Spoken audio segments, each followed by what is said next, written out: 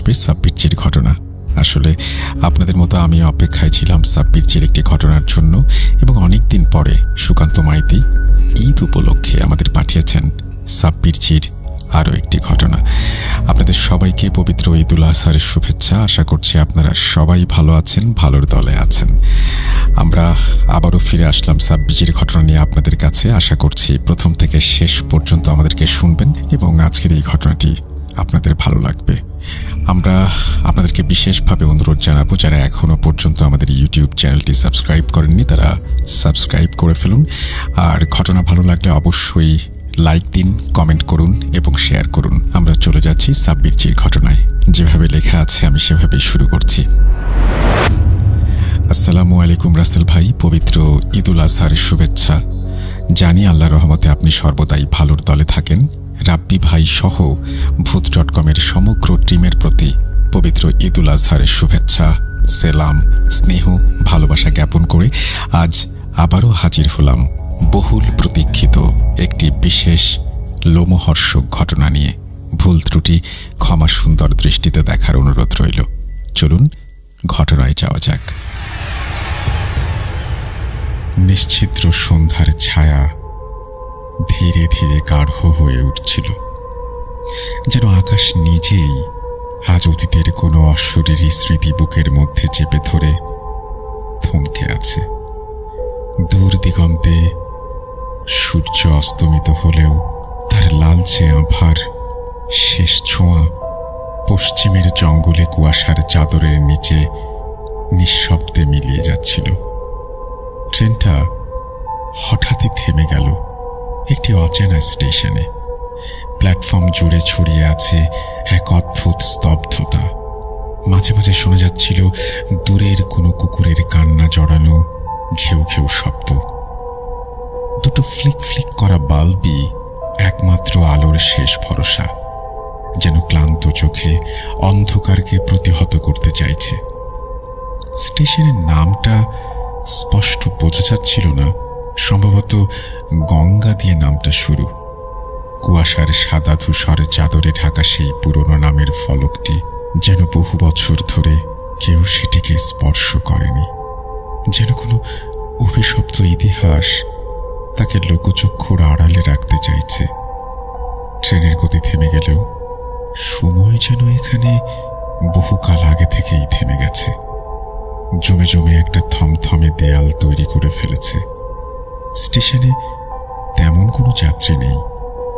বাতাসে এক অস্বস্তিকর ধোঁয়া মেশানো গন্ধ, ঠিক যেন দীর্ঘদিনের পুড়ে চলা কোনো এক অভিশপ্ত স্মৃতির ধোঁয়া। হঠাৎই জানালার বাইরে থেকে একটি কুঁচকানো হাত এসে তার হাতটা চেপে ধরে।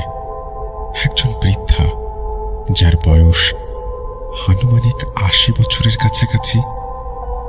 মুখে কালের ছাপ স্পষ্ট, চামড়া কুঁচকানো, চোখ হালকা ফ্যাকাশে, তবু মায়াময় দৃষ্টিতে এখনো জীবনের আলো প্রজ্বলিত।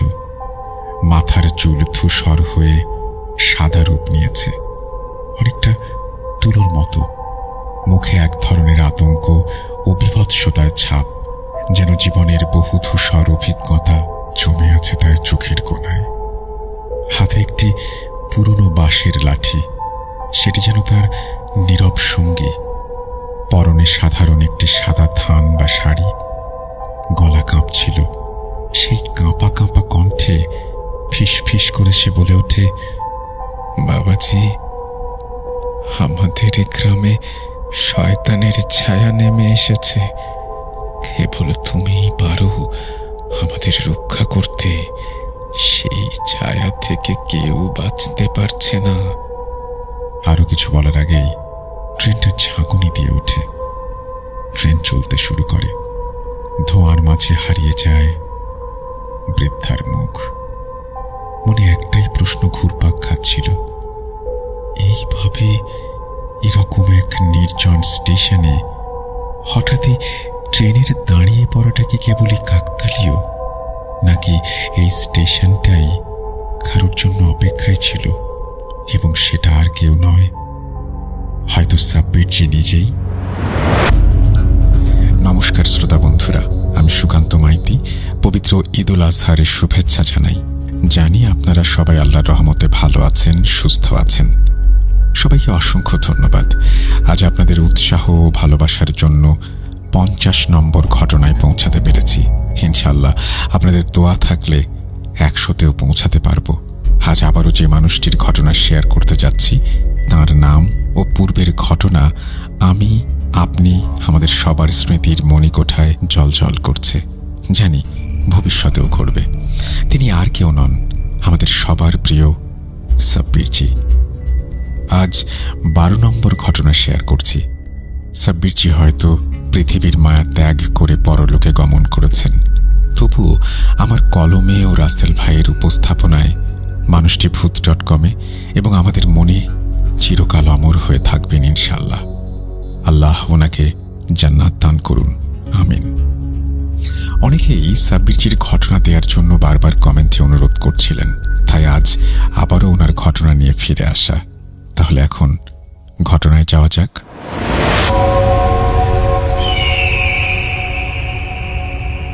ঘন অন্ধকার, কোথা থেকে যেন কুয়াশার আবরণে ঢাকা এক অচেনা গন্ধ ভেসে আসছে।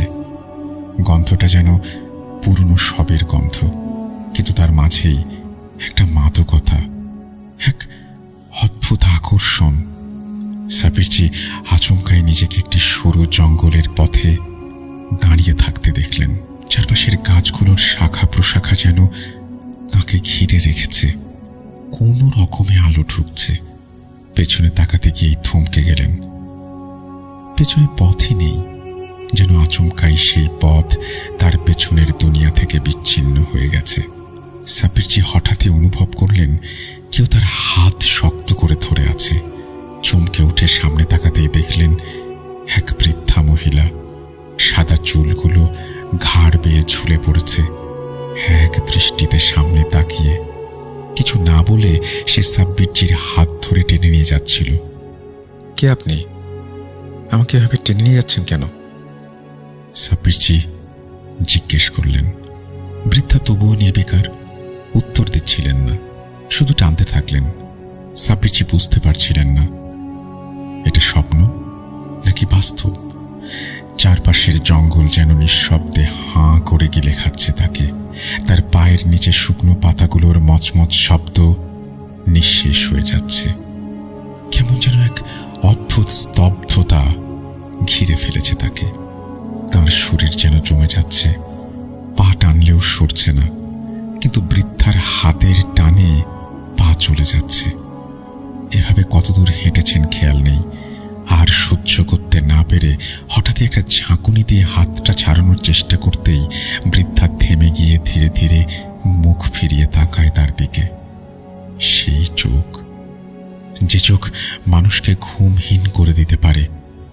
চোখগুলো যেন গর্তের মতো নিঃসঙ্গ, অন্ধকার, অথচ তার গভীরে কিছু একটা নড়ছে, যেন হাজার বছরের অভিশাপ গিজগিজ করছে সেই দৃষ্টিতে। আরে ইনি তো সেই বৃদ্ধা যে একটু আগে স্টেশনে হাত ধরে তার গ্রামের অসুবিধার কথা বলতে চেয়েছিলেন এবং বলেছিলেন তিনি নাকি পারবেন সেই সমস্যার সমাধান করতে। সাব্বিরজি এবারে মন্ত্রমুগ্ধের মতো বৃদ্ধার পেছন পেছন এগিয়ে গেলেন। জঙ্গল পেরিয়ে অজানা এক গহীন জায়গায় পৌঁছাতেই দেখলেন বড় বড় গাছ দুপাশে ম্লান মুখে দাঁড়িয়ে কারোর অপেক্ষায়। পাখির ডাক নেই। অদূরে দিগন্ত ছুঁই ঝিলের কুচকুচে কালো জল বাতাসের তাড়নায় যেন পাড় ভাঙতে তৎপর। তবু প্রকৃতি যেন স্তব্ধ হয়ে গেছে সেখানে। গ্রামে ঢুকতেই ভয়ঙ্কর কিছু অনুভূতি অনুভব করতে শুরু করলেন সাব্বিরজি। হাওয়ার মাঝে শোনা যায় ফিসফিসানির শব্দ। ভাঙা ঘর, বাড়ির জানালায় অন্ধকারে যেন লুকিয়ে আছে একজোড়া লাল চোখ। বাতাসে ভ্যাপসা গন্ধ। গ্রামের লোকজন যেন বেঁচে থাকলেও মৃত। মুখে কথা নেই, চোখে আতঙ্ক স্থির হয়ে আছে। কেউ চোখে চোখ রাখছে না। তারা শুধু ইশারা করে বনের ধারে সেই পুরনো বাগান বাড়ির দিকে। সাব্বিরজি কাছে এগিয়ে যান। বিশাল এক পরিত্যক্ত দোতলা বাড়ির ধ্বংসাবশেষ। দেওয়ালে শ্যাওলা জমেছে, ছাদে আগাছা, জানালাগুলো কাঠ দিয়ে বন্ধ, তবু তার মাঝখানে সেই সাইনবোর্ডটা। ধুলো, শুকনো লতা পাতা সরাতেই লেখাটা স্পষ্ট হয়, আজমত আলী আহমদ মহল। ঘুমটা ভেঙে যায় ট্রেনের কর্কশ হুইসেলে। পাশ থেকে একটি গম্ভীর রাশভারী কণ্ঠস্বর ভেসে আসে। আসসালামু আলাইকুম ওয়া রাহমাতুল্লাহি ওয়া বারাকাতুহু সাব্বির। সাব্বির যে প্রত্যুত্তরে সালাম জানিয়ে কৌতূহলী দৃষ্টিতে তাকানোর আগেই জিয়াউদ্দিন সাহেব বললেন, স্বপ্নে যা দেখেছ সেটা আপাতত স্মৃতিতেই থাক, সময় এলে এর অর্থ অনুধাবন করতে পারবে। সামনে ভুবনেশ্বর স্টেশন। কলকাতা ফেরার সময় এখনো আসেনি। ফারুক আহমেদ সাহেবের পরিবারের সমস্যা যে পুরোপুরি মেটেনি তা তো আগেই বলেছি, কিন্তু এর শেকড় ঠিক কোথায় বুঝে উঠতে পারছিলাম না। মহান আল্লাহ দয়াময়, তিনি একটা না একটা পথ দেখান, যা তুমি বৃদ্ধার ইঙ্গিতে এবং স্বপ্নের মাধ্যমে পেয়েছ। আর দেরি করা যাবে না, আমাদের এক্ষুনি ফারুক সাহেবের সেই বাগান বাড়ির ঠিকানা জানতে হবে। রাত এখন অনেক, তাই ওনাদের পরিবারের কাউকে ফোন করে ঠিকানা নেওয়া দুষ্কর। আচ্ছা সাব্বির, একবার মনে করার চেষ্টা করো তো, সেই স্টেশনের নামটা আসলে কি? সেখানে গেলে হয়তো কোনো সূত্র পাওয়া যাবে। সাব্বির যে অনেক চেষ্টা করেও স্টেশনটির নাম মনে করতে পারছিলেন না। নামটা কি গঙ্গা না অন্য কিছু? মনে পড়ছে না। মনে হচ্ছে সেই স্টেশনে ট্রেনটা থামার পর গঙ্গা নামটা আবছা আবছা পড়েছেন তিনি। খানিক বাদে ভুবনেশ্বর নেমে আর দেরি না করে দ্রুত টিকিট কাউন্টারের দিকে ছুটে গেলেন সাব্বিরজি। পুরো নাম মনে না পড়লেও যে দুটো অক্ষর মনে আছে তা দিয়ে বহরমপুর থেকে ভুবনেশ্বর পর্যন্ত স্টেশনের নামের তালিকা দেখলেই যথেষ্ট। নাম খুঁজতে অবশ্য বেশি সময় লাগলো না। চিল্কার কাছে গঙ্গাধরপুর, কিন্তু মুশকিল হলো বহরমপুরের দিকে যাওয়া পরবর্তী ট্রেন সেই ভোর 4টে। অগত্যা কি আর করা, ভুবনেশ্বর স্টেশনের ওয়েটিং রুমে বসে অপেক্ষা করা ছাড়ার উপায় কি? আচ্ছা, সাব্বিরজি যতক্ষণে গঙ্গাধরপুর পৌঁছাবেন ততক্ষণে চলুন কেই ফারুক আলী আহমেদ আর কি তার সমস্যা সেটা জেনে আসি। সালটা 2001। স্টেশনের সেই রহস্যময় বৃদ্ধার সাথে দেখা হওয়ার ঠিক দিন 10 আগের কথা। শীতের শুরুর এক সন্ধ্যায় সাব্বিরজি ড্রয়িং রুমে বসে গরম কাপে চুমুক দিতে দিতে একটি বইয়ের পাতা উল্টাচ্ছিলেন।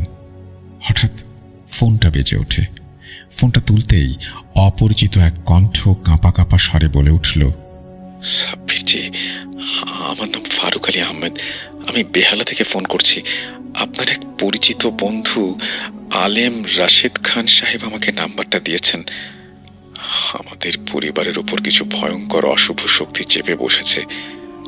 আপনি যদি একটু সময় দেন তাহলে খুবই উপকৃত হতাম। ফোনের অপর পাশ থেকে কণ্ঠস্বরের কম্পন শুনে সাব্বিরজি বিষয়টির গভীরতা অনুধাবন করছিলেন। তিনি ফারুক আলী আহমেদ সাহেবকে সকালে আসতে বলে রাশেদ সাহেবকে ফোন দেন। রাশেদ সাহেব সংক্ষেপে ফারুক আলী আহমেদ সাহেবের সমস্যার বিষয়টা বলেন এবং এও জানিয়ে দেন যে জিয়াউদ্দিন সাহেবের সাহায্য অবশ্যম্ভাবী। এখানে বলে রাখি, রাশেদ সাহেব জিয়াউদ্দিন সাহেবকে স্বচক্ষে না দেখলেও তার সম্পর্কে জানতেন। আপনাদের এর আগেই সাব্বিরজির 9 নম্বর ঘটনায় রাশেদ সাহেব সম্পর্কে জানিয়েছি। ইনি সাব্বিরজির মাদ্রাসায় পড়ার সময়ের একমাত্র বন্ধু। যাই হোক, ঘটনায় ফিরি। পরদিন সকালে যথারীতি পূর্ব নির্ধারিত সময় অনুযায়ী ফারুক সাহেব সাব্বিরজির সাথে দেখা করতে আসলেন। কলিং বেলটা বেজে উঠতেই পরিচারক গিয়ে দরজাটা খোলে। সাব্বিরজি দেখেন একজন ষাটোর্ধ্ব মানুষ দরজার সামনে দাঁড়িয়ে। লম্বায় প্রায় 6 ফুট, কিন্তু বয়সের ভারে সামান্য কুঁজো হয়ে গেছেন। গায়ের রং ফর্সার দিকে, তবে চামড়ায় বয়সের ছাপ স্পষ্ট। গাল দুটো একটু বসে গেছে, কপালে গভীর ভাঁজ, আর চোখের নিচে কালি দীর্ঘদিনের চিন্তা ও নির্ঘুম রাতের সাক্ষী বহন করে চলেছে। তার চোখ জোড়া গম্ভীর, তীক্ষ্ণ দৃষ্টিতে যেন কিছু লুকানো থাকে সবসময়, একটা অদৃশ্য ভয়ের ছায়া। পাকা চুলগুলো পরিপাটি করে আঁচড়ানো, মাথার মাঝখানটায় একটু টাক পড়েছে, কাঁচা পাকা দাড়ি গোঁফে ধর্মীয় রূপের ছায়া। পরনে সাদা পাঞ্জাবি পায়জামা, মাথায় সাদা টুপি। শরীরে একটা পুরনো আতরের গন্ধ লেগে আছে, যেন অতীতের কিছু অপূর্ণ রহস্যের ছায়া মিশে আছে। দেখলেই মনে হয় মানুষটার জীবনে গভীর ভয়ঙ্কর কিছু ঘটে গেছে, কিছু এমন যা তিনি খুলে বলতে পারেননি কখনো, তাই চুপচাপ চোখে তার ছায়া বয়ে বেড়াচ্ছেন। সাব্বিরজি তাকে আপ্যায়ন করে সেলাম জানিয়ে ড্রয়িং রুমে সোফায় বসতে বলেন। প্রত্যুত্তরে ফারুক সাহেবও সেলাম জানিয়ে সোফায় এসে বসে সবিনয়ে পরিচয় দিলেন। তিনি বলেন, উড়িষ্যার বহরমপুর শহর থেকে প্রায় 20 মাইল পশ্চিমে ক্যারান্ডিমাল পাহাড়ের কোলে আমাদের আদি বাড়ি, যা এখন এক ভাঙাচোরা ইটের প্রাসাদ। দিনের আলোয় নিঃসার দাঁড়িয়ে থাকে, অথচ রাত নামলেই যেন ভেতর থেকে গোঙানির শব্দ শোনা যায়। স্থানীয়রা বলে আহমেদ সাহেবের বাড়ি হানাবাড়ি। এই হানাবাড়ি উত্তরাধিকারের সূত্রে আমার কাছে আসে। সাব্বিরজি খেয়াল করলেন বলার সময় ফারুক সাহেব নিজ থেকে নিজের ছায়াও ভয় পাচ্ছেন। আজ বহু বছর পর তিনি ফেলে আসা আতঙ্কের ইতিহাস খুলে ধরেছেন সাব্বিরজির সামনে। জিয়াউদ্দিন সাহেব পাশেই ছিলেন, যা বলাই বাহুল্য। ফারুক সাহেবের কাছে অদৃশ্য, কেঁপে কেঁপে উঠলেও ফারুক সাহেব তখনও বলে চলেছেন, প্রায় 30 বছর ধরে আমরা সপরিবারে আমাদের সেই আদি বাড়ি ছেড়ে কলকাতায় এসে বসবাস করছি। ব্যবসাপত্র সব এখানেই, যদিও আমাদের আদি বাড়িতে কিছু খানসামা পরিচারক আছে দেখাশোনার জন্য, এবং বছরের কিছু সময় আমাদের সেখানে যেতে হয়। ফারুক সাহেবের ব্যবহারে আভিজাত্যের ছাপ স্পষ্ট। তবে কেন উনি পৈতৃক জমিদারিত্ব বিষয় সম্পত্তি ছেড়ে সুদূর কলকাতায় চলে এলেন? খুবই জটিল কোনো রহস্য নিশ্চয়ই লুকিয়ে আছে এর মধ্যে। সাব্বিরজি সমস্ত বিষয় খুলে বলতে বললেন। ফারুক আহমেদ ধীরে ধীরে বলতে শুরু করলেন, জানি আপনার মনে অনেক প্রশ্ন। সেসবের উত্তর দেওয়ার আগে আমি আপনাকে আমাদের বংশের এক নির্মম ইতিহাস সম্পর্কে জানাতে চাই। সেটা শোনার পর আপনি আপনার সব প্রশ্নের উত্তর পেয়ে যাবেন ইনশাল্লাহ। আমাদের সেই জমিদার বাড়িটা, যা এখন ধ্বংসস্তূপ হয়ে পড়ে আছে, সেই বাড়িতে প্রতি তৃতীয় পুরুষ নৃশংস, অদ্ভুত এবং রহস্যময়ভাবে মারা যায়। কেউ মারা যেত আগুনে পুড়ে, কেউ অকারণে গলায় ফাঁস লাগিয়ে, কেউ আবার নিরুদ্দেশ হয়ে গিয়ে হার ফিরে আসতো না কোনোদিন। আমার বাবা মারা গেছেন মাত্র 36 বছর বয়সে, বিনা কারণে হার্ট অ্যাটাকে। উনি ছিলেন বাড়ির তৃতীয় সন্তান। বাবার মৃতদেহে কিছু লক্ষণ দেখা গিয়েছিল। মুখ ছিল বিকৃত, চোখ বিস্ফারিত, আর কপালে যেন কারুর নখের আঁচড়। আমি তখন কেবল 10 বছরের ছোট্ট বালক। সেই সময় থেকেই বুঝে গিয়েছিলাম এই মৃত্যু সাধারণ মৃত্যু নয়। ভয়ে, আতঙ্কে এবং অলক্ষ্যে পিছু নেয়া এক ছায়ার হাত থেকে বাঁচার আশায় কলকাতায় চলে আসা। ভেবেছিলাম পুরনো জায়গা ছাড়লে বাঁচা যাবে, কিন্তু তখনও জানতাম না যে অভিশাপ রক্তে মিশে থাকে তাকে পায়ে হাঁটা দূরত্বে ফেলে রাখা যায় না। সে ঠিক পেছন পেছন চলে আসে। কালের নির্মম খেয়ালে আমরাও ছিলাম 3 ভাই। আমি বড়, মেজ ভাই শামসুর আলী আহমেদ আমার মতোই। সে বাড়ি ছাড়লেও তারা কলকাতা আসেনি। তার কোনো ছেলে নেই। 2 মেয়ে, স্ত্রী, পরিবার নিয়ে সে ভুবনেশ্বর থাকে। তা আজ প্রায় 15 বছর হয়ে গেল। আমার বাবার মৃত্যুর পরে আমাদের বাড়িতে সেই বিভৎস অতীতের তাজা শিকার ছিল আমার ছোট ভাই, বাড়ির তৃতীয় পুরুষ রিয়াজ আলী আহমেদ। তারপর মৃত্যুর পর থেকে মেজ ভাইও সে বাড়ি ছাড়ে। আমার দাদু জাফর আলী আহমেদ, তিনি ছিলেন পরিবারের শেষ বেঁচে থাকা প্রবীণ ব্যক্তি, যিনি অনেক কিছু জানতেন কিন্তু বলতেন খুব কম। তার মুখেই প্রথম শুনি এসব কিছু শুরু হয়েছিল নাকি 18 শতকের মাঝামাঝি সময়ে। তখন বাংলা, বিহার, উড়িষ্যার মাটিতে নবাবী শাসন শেষের দিকে ইস্ট ইন্ডিয়া কোম্পানি সবে পলাশির যুদ্ধ জয় করে পাকাপাকিভাবে আগামী ২০০ বছরের জন্য ভারত শাসনের প্রস্তুতি নিচ্ছে। সে সময় বড় কোনো নবাব না থাকায় ছোট ছোট জমিদারিত্ব গজিয়ে উঠছে, এবং সেটা হচ্ছে ইংরেজদের পৃষ্ঠপোষকতায়। তখনকার মানুষ ধর্মে গভীরভাবে আস্থাশীল হলেও কিছু কিছু মানুষ ছিল একটু অন্যরকম। তারা আড়ালে নিজেদের লোভ ও বাসনাকে পূর্ণ করতে যেত অন্ধকার জগতে। আমাদের পূর্বপুরুষ আজমত আলী আহমেদ ছিলেন তাঁদের মধ্যে একজন। তিনি ছিলেন সেই সময়কার এক আলেম হুজুর। ধর্মে তার জ্ঞান ছিল বিস্তর। কুরআনের তাফসির, হাদিস এসব বিষয়ে তার জ্ঞান ছিল প্রখর, কিন্তু তার ভেতরে লোভ ছিল আগুনের মতো। তিনি চাইতেন শাসন, ক্ষমতা, প্রভাব, অর্থ আর জমিদারদের মতো রাজত্ব। সে সময় তার ঘনিষ্ঠ বন্ধু ছিলেন এলাকার জমিদার বশিরউদ্দিন খাঁ। একসাথে মসজিদ নির্মাণ, মাদ্রাসা স্থাপন ইত্যাদি ধর্মীয় কাজের আড়ালে চলত এক গোপন প্রতিযোগিতা। কে কত বড় ক্ষমতাবান। এক রাতে মাদ্রাসার পাঠাগারে পুরনো বইয়ের তাক ঘাটতে গিয়ে আজমত হুজুর খুঁজে পান একটি বহু পুরনো চামড়ার মলাটে মোড়া কলামের অংশ। সেটি ছিল আরবিতে লেখা, কিন্তু শব্দগুলো স্বাভাবিক। সেখানে এক শয়তান জিনের নাম বারবার উল্লেখ ছিল, খাল্লাস জিন। লেখা ছিল সেই জিনকে নাকি আহ্বান করা যায় এক বিশেষ কালামের দ্বারা, তবে সে আসে শুধু রক্ত ও রূহ বিনিময়ের মাধ্যমে, এবং খাল্লাস জিন যাকে গ্রহণ করে তার রূহ নাকি চিরদিনের জন্য সেই জিনের অধীনে চলে যায়। এর পরিবর্তে অবশ্য অর্থ, ক্ষমতা, প্রতিপত্তি সবই সে পায়। আজমত হুজুর সেই সময় কিছুদিন যাবৎ জমিদারদের সাথে মনোমালিন্যে ভুগছিলেন। জমিদার খাঁ বংশ তাকে যথেষ্ট সম্মান না দেয়ায় তিনি মনে মনে ক্রোধ পুষছিলেন।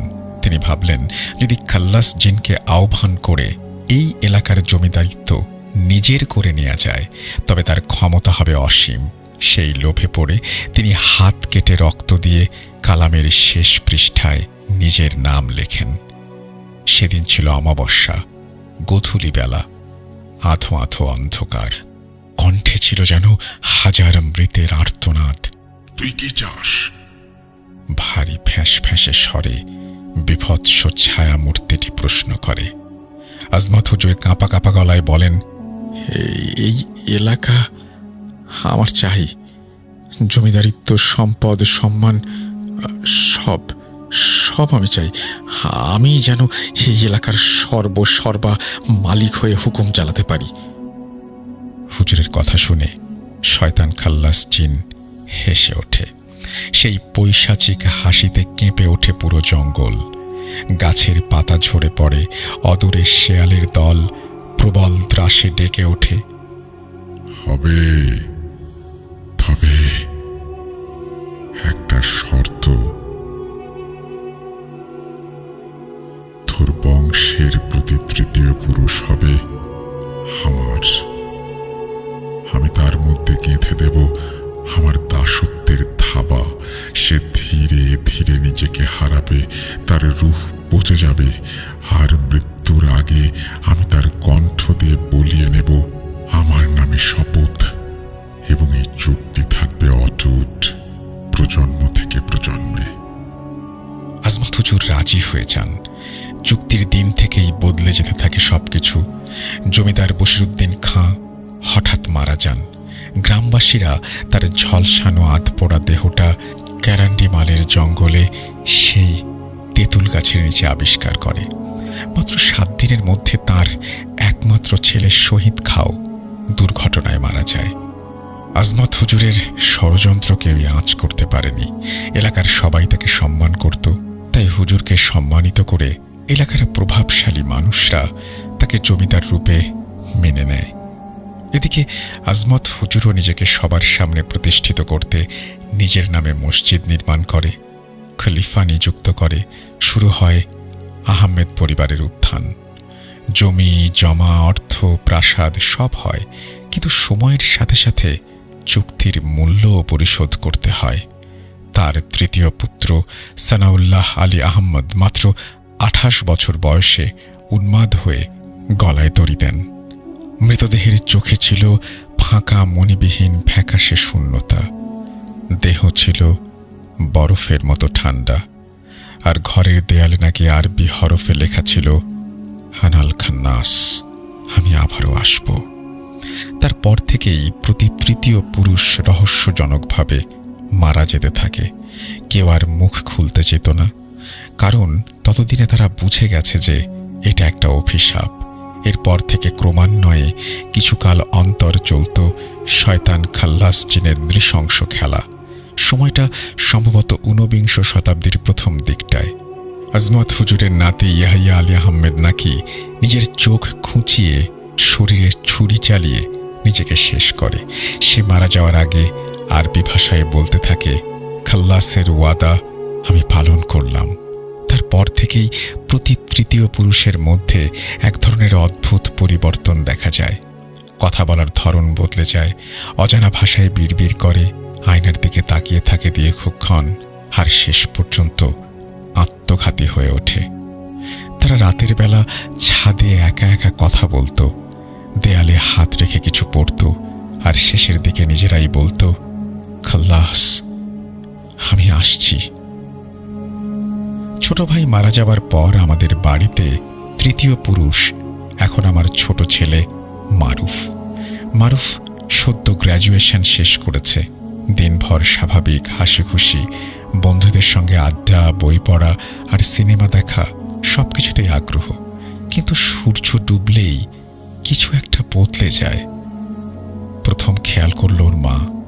এক রাতে রান্নাঘর থেকে বেরিয়ে দেখে মারুফ আয়নার সামনে দাঁড়িয়ে আছে।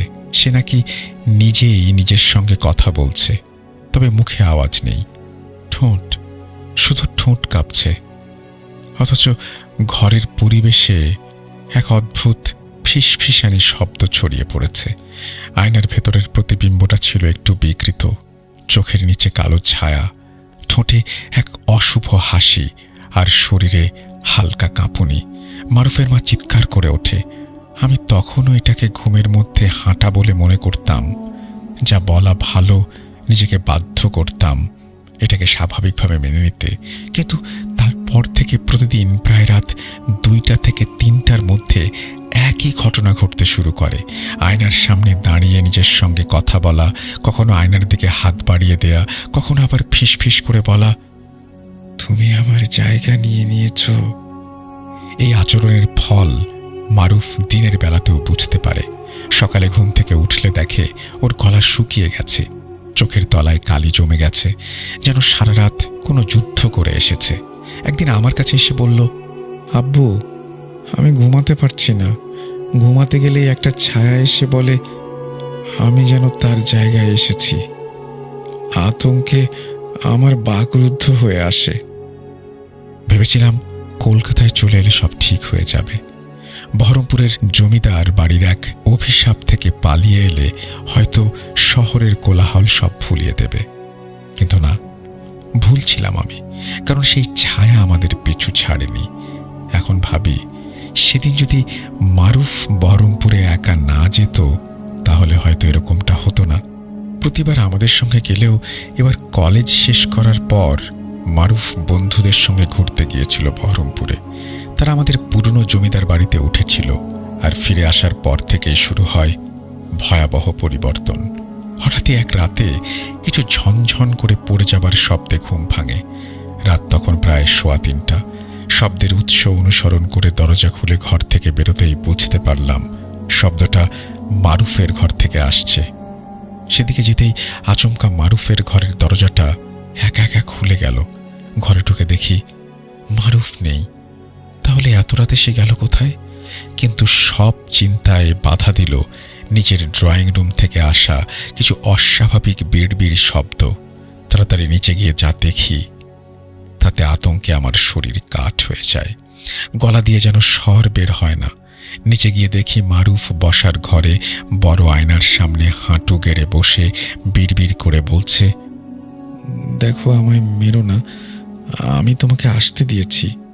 আয়নার ভেতর প্রতিবিম্ব হঠাৎ একটু হাসে, একটা ফ্যাঁস ফ্যাঁসে কণ্ঠস্বর ভেসে আসে অস্পষ্ট। তুই ফিরে গেছিস তার ইচ্ছায়, আর আমি ফিরে এসেছি আমার ইচ্ছায়। এবার কেউ আটকাতে পারবে না। আমি দিক বিদিক হারিয়ে ছুটে গিয়ে মারুফকে আয়নার সামনে থেকে টেনে তুলে ঘরে নিয়ে যাই। ঘরে ঢোকার সাথে সাথে মারুফ জ্ঞান হারায়। সে রাতে আর ঘুমোতে পারেনি, অথচ সকালে দেখলাম মারুফ স্বাভাবিক। রাতের কথা ওর কিছু মনে নেই। এই ঘটনার পর থেকে আমি পুরোপুরি ভেঙে পড়ি। বন্ধুদের অনেকের সঙ্গে কথা বলি এই বিষয় নিয়ে। যদি কেউ কোনো সুরাহা করতে পারে। অবশেষে আমার এক পুরনো বন্ধু একজন আলেমের সন্ধান দেন। আমি তার সঙ্গে যোগাযোগ করি। সমস্ত বিষয় শুনে উনি আপনার নাম্বার দেন এবং বলেন, আমি সবই বুঝতে পারছি, কিন্তু ফারুক সাহেব মাফ করবেন, আমার পক্ষে এই সমস্যার সমাধান করা সম্ভব না। তবে আমি না পারলেও আমার এক পরিচিত বন্ধু আছেন। হয়তো আপাত দৃষ্টিতে আলেম না মনে হলেও উনিই পারবেন এই অলৌকিক রহস্যময় সমস্যার সমাধান করতে। সেই মতো আমি ওনার কাছ থেকে নাম্বার নিয়ে আপনাকে ফোন করি। এখন আপনিই শেষ ভরসা সাব্বিরজি। এই বলে ফারুক সাহেব থেমে দুশ্চিন্তায় ভেঙে পড়েন। সাব্বিরজি ধৈর্য সহকারে ফারুক সাহেবের কথা শুনলেন। তার চোখ মুখে গভীর চিন্তার ছাপ স্পষ্ট। কিছুক্ষণ নীরব থাকার পর তিনি শান্তভাবে বললেন, বুঝতে পারছি অতীতের পাপ এখনো আপনাদের পিছু ছাড়ছে না। তবে আপনি চিন্তা করবেন না, ইনশাআল্লাহ মহান আল্লাহ রাব্বুল আলামিন চাইলে সব ঠিক হয়ে যাবে। সেই বয়সের সাব্বিরজির কণ্ঠে এক আত্মবিশ্বাস ছিল, যেন তিনি অন্ধকারে আশার আলো দেখছেন। সাব্বিরজি বলেন, আপনি কালই বহরমপুরে চলে যাবেন। পরিবারের কাউকে সঙ্গে নেয়ার দরকার নেই। চিন্তা নেই, আমি কালকে আপনার বেহালার বাড়ি বন্ধ করে দিচ্ছি এবং পরশু আমি নিজে বহরমপুর রওনা হব। আপনি তৎকালে একটা ট্রেনের টিকিটের ব্যবস্থা করে দিলে ভালো হয়। ফারুক সাহেব কিছুটা হালকা মন নিয়ে বিদায় নিলেন, কিন্তু সাব্বিরজির মন তখনও ভারী। সেই রাতেই তিনি জিয়াউদ্দিন সাহেবের সঙ্গে দীর্ঘ সময় আলোচনা করলেন। ভয়ঙ্কর এক আশঙ্কা যেন ধীরে ধীরে স্পষ্ট হয়ে উঠছিল। অতীতের অভিশাপ, জিনের ছায়া আর মজবুত শয়তানি বাঁধন সবকিছু মিলিয়ে তারা বুঝে গেলেন সামনে কঠিন সময় আসছে। পরদিন সকালে জিয়াউদ্দিন সাহেবের নির্দেশে সাব্বিরজি রাশেদ সাহেবের সঙ্গে ফারুক সাহেবের বেহালার বাড়িতে যান। তার আগে অবশ্য সাব্বিরজির নির্দেশে ফারুক সাহেব নাতিপুতি সহ পরিবারের সমস্ত সদস্যকে কলকাতাতেই তার এক আত্মীয়ের বাসায় পাঠিয়ে দেন, যাতে তদবিরের সময় শয়তান না কোনো সমস্যার সৃষ্টি করতে পারে। যাই হোক, সাব্বিরজি ও রাশেদ সাহেব দোয়া ও দরুদ পাঠ করে ঘরের প্রতিটি কোণে পবিত্র আবে জমজমের পানি ছিটিয়ে দেন, যেন শয়তানি শক্তি সেখান থেকে সম্পূর্ণরূপে বিতাড়িত হয়। এরপর বাড়িটিকে বন্ধ করে দেন। সাব্বিরজি চেয়েছিলেন রাশেদ সাহেব যেন তার সঙ্গে বহরমপুর যান, কিন্তু মাদ্রাসার জরুরি দায়িত্ব থাকায় রাশেদ সাহেব বিনীতভাবে অপারগতা জানান। তবে তিনি প্রতিশ্রুতি দেন প্রয়োজনে যে কোনো সময় পাশে থাকবেন। সন্ধ্যাবেলায় এক অচেনা পরিচারক এসে ফারুক সাহেবের তরফ থেকে একটি ট্রেনের টিকিট দিয়ে যায়। সবকিছু যেন নির্ধারিত পথে এগোচ্ছে। পরদিন সাব্বিরজি প্রস্তুত হয়ে হাওড়া স্টেশনের পথে রওনা দিলেন। তার চোখে ছিল দৃঢ়তা, আর মনে ছিল এক অলঙ্ঘনীয় দায়িত্ববোধ। ভয়াল অশরীরী শক্তির মুখোমুখি হওয়ার জন্য তিনি ছিলেন পুরোপুরি প্রস্তুত। ট্রেন ঘণ্টাখানেক দেরিতে ছাড়ে। বহরমপুর স্টেশনে যখন সাব্বিরজি নামলেন, তখন রাত্রি তার নিজস্ব সিংহাসনে বসে সর্বত্র অন্ধকারে ছড়িয়ে দিতে ব্যস্ত। চারিদিকে নিস্তব্ধতা, মাঝে মাঝে ভাঙা মাইকে ঘোষণা, আর দূরে হেডলাইটের আলোয় ভেসে আসা ট্রেনের ছায়া। এক হাতে ব্যাগ আর অন্য হাতে সেই তসবি, যার দানাগুলো আজ অকারণেই কেমন যেন গরম হয়ে উঠছে বারবার। স্টেশনের বাইরে এসে সাব্বিরজি চারপাশে তাকিয়ে খোঁজার চেষ্টা করলেন ফারুক সাহেবের পাঠানো ড্রাইভার এসেছে কিনা। এমন সময় এক লিকলিকে চেহারার কালো কুচকুচে লোক সোজা এগিয়ে এলো তার দিকে। আগে স্যার, আমি রতন। কর্তাবাবু আমাকে পাঠিয়েছেন আপনাকে স্টেশন থেকে নিয়ে যেতে। আপনি তো কলকাতা থেকে আসছেন, তাই না? সাব্বিরজি খানিকটা থমকে যান। রতনের গলার আওয়াজে কেমন যেন একটা শীতলতা মিশে আছে। আর সেই চোখ যেন কুয়াশার পেছনে লুকানো এক ঘুমন্ত আগুন। সুযোগ পেলেই ধক করে চলে উঠবে। চাহনিতে প্রাণ নেই, অথচ এক অদ্ভুত টান। হ্যাঁ, আমি সাব্বির। ঠিক আছে, চলো। বলে ব্যাগটা কাঁধে ঝুলিয়ে নিয়ে তিনি রতনের পিছু পিছু হাঁটতে শুরু করলেন। রতনের গাড়িটা ছিল একটা পুরনো জিপ টাইপের। তাতে উঠতেই যেন একটা গন্ধ নাকে এলো। দগ্ধ কাগজ, ঝলসানো চামড়া আর শুকনো রক্তের সংমিশ্রণ গন্ধ। গাড়িতে ওঠার পর থেকেই সাব্বিরজি টের পেলেন তসবিটা আবারও গরম হয়ে উঠছে। তিনি জানতেন এটা কোনো ভালো লক্ষণ নয়। গাড়ি বহরমপুর শহর ছাড়িয়ে গ্রামের দিকে ঢুকতেই চারপাশের দৃশ্য পাল্টাতে শুরু করল। আলো কমে আসে, চারিদিকে ঘন জঙ্গল, মাঝে মাঝে শেয়াল ও রাত চড়া পাখির কর্কশ ডাক। রতন হঠাৎই গলা চড়িয়ে বলে উঠল, আপনারা শহরের মানুষ, জানেন না রাতের বেলায় এই রাস্তা দিয়ে যেতে হলে একটু নিয়ম মানতে হয়। কি নিয়ম? সাব্বিরজি বিস্ময়ে জিজ্ঞেস করেন। গাড়ি থামিয়ে নেমে জঙ্গলের দিকে 3 বার থুতু ফেলতে হয়, না করলে তারা রেগে যায়। ফিনফিনে স্বরে রতন বলল। রতনের গলাটা এবার কেমন একটা শোনাচ্ছিল। তারা কে? কি সব আবল তাবল বলছো? সাব্বিরজি অবাক হয়ে জিজ্ঞেস করেন। রতনের গলা এবার কেমন যেন কাঁপা কাঁপা। তারা যারা আলো পছন্দ করে না, নাম নিলে আসে আর না নিলেও। সাব্বিরজি এবার স্পষ্ট বুঝলেন কিছু তো অস্বাভাবিক ঘটছে। তিনি পকেট থেকে তসবিটা বের করে আয়াতুল কুরসি পড়লেন। অন্ধকার যেন খানিক সরে গেল, কিন্তু গাড়ির ভেতরে ঠান্ডা হাওয়া যেন হঠাৎ করেই হাড়ে হাড়ে ঢুকে পড়তে শুরু করল। খানিকক্ষণ পর আচমকাই গাড়িটা থেমে গেল। গাড়ি কেন থামালো? সাব্বিরজি প্রশ্ন করলেন। রতন কোনো উত্তর দিচ্ছে না। সাব্বিরজি রতনের দিকে ঘাড় ঘোরাতেই আঁতকে ওঠেন। কোথায় রতন? ড্রাইভারের সিট ফাঁকা, রতন নেই, অথচ দরজা বন্ধ, গাড়ি বন্ধ। গলার কাছে হঠাৎই কারোর যেন নিঃশ্বাসের শব্দ। তুমি বেশি বুঝে গেছো, তাই না সাব্বির? পেছনে ফিরতেই দেখতে পেলেন রতনের মতো দেখতে এক ছায়ামূর্তি, ছায়ার মতো একটা লম্বা হাত রেখে ঝুঁকে আসছে তার দিকে। মুখে হাসি, কিন্তু চোখে আগুন, আর সেই গন্ধ, পচা শরীর, যে গন্ধ একটু আগে সাব্বিরজি পেয়েছেন।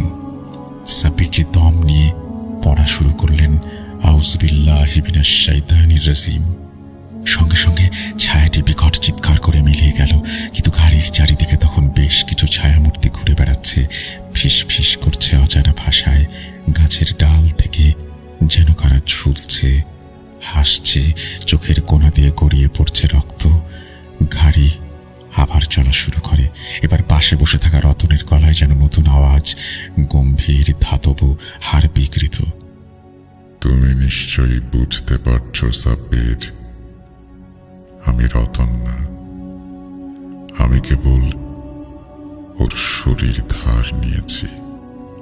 আমার নাম নরক। আমি খাল্লাস জিনের দাস।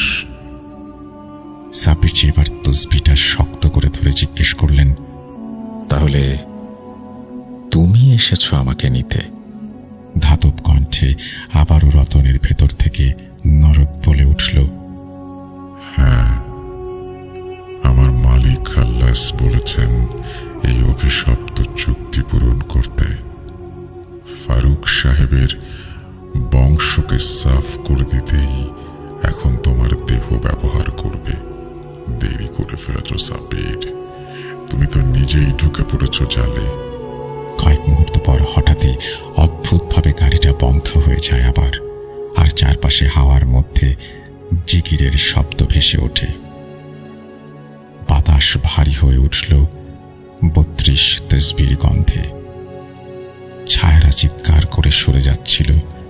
সামনের বনভূমির কুয়াশার মধ্যে আলোক রেখা দেখা গেল, যার মধ্য দিয়ে হেঁটে এলেন এক দীর্ঘদেহী দাঁড়িওয়ালা পুরুষ, সাদা পাগড়ি, হাতে লাঠি, কপালে উজ্জ্বল নীলাভ আভা। জিয়াউদ্দিন সাহেব। হাত দাও সাব্বির, বেশি সময় নেই।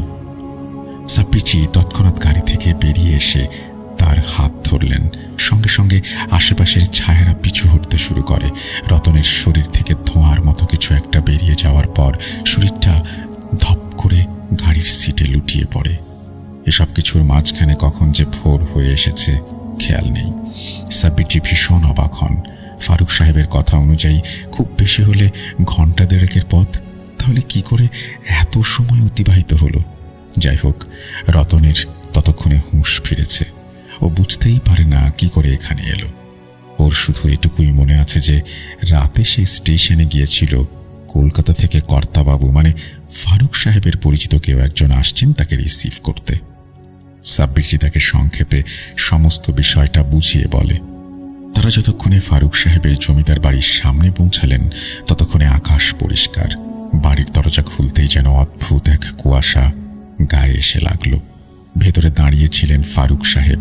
সাব্বিরজিকে দেখে তিনি উদ্বিগ্নের স্বরে জিজ্ঞেস করলেন, কি হয়েছে? এত দেরি হলো কেন?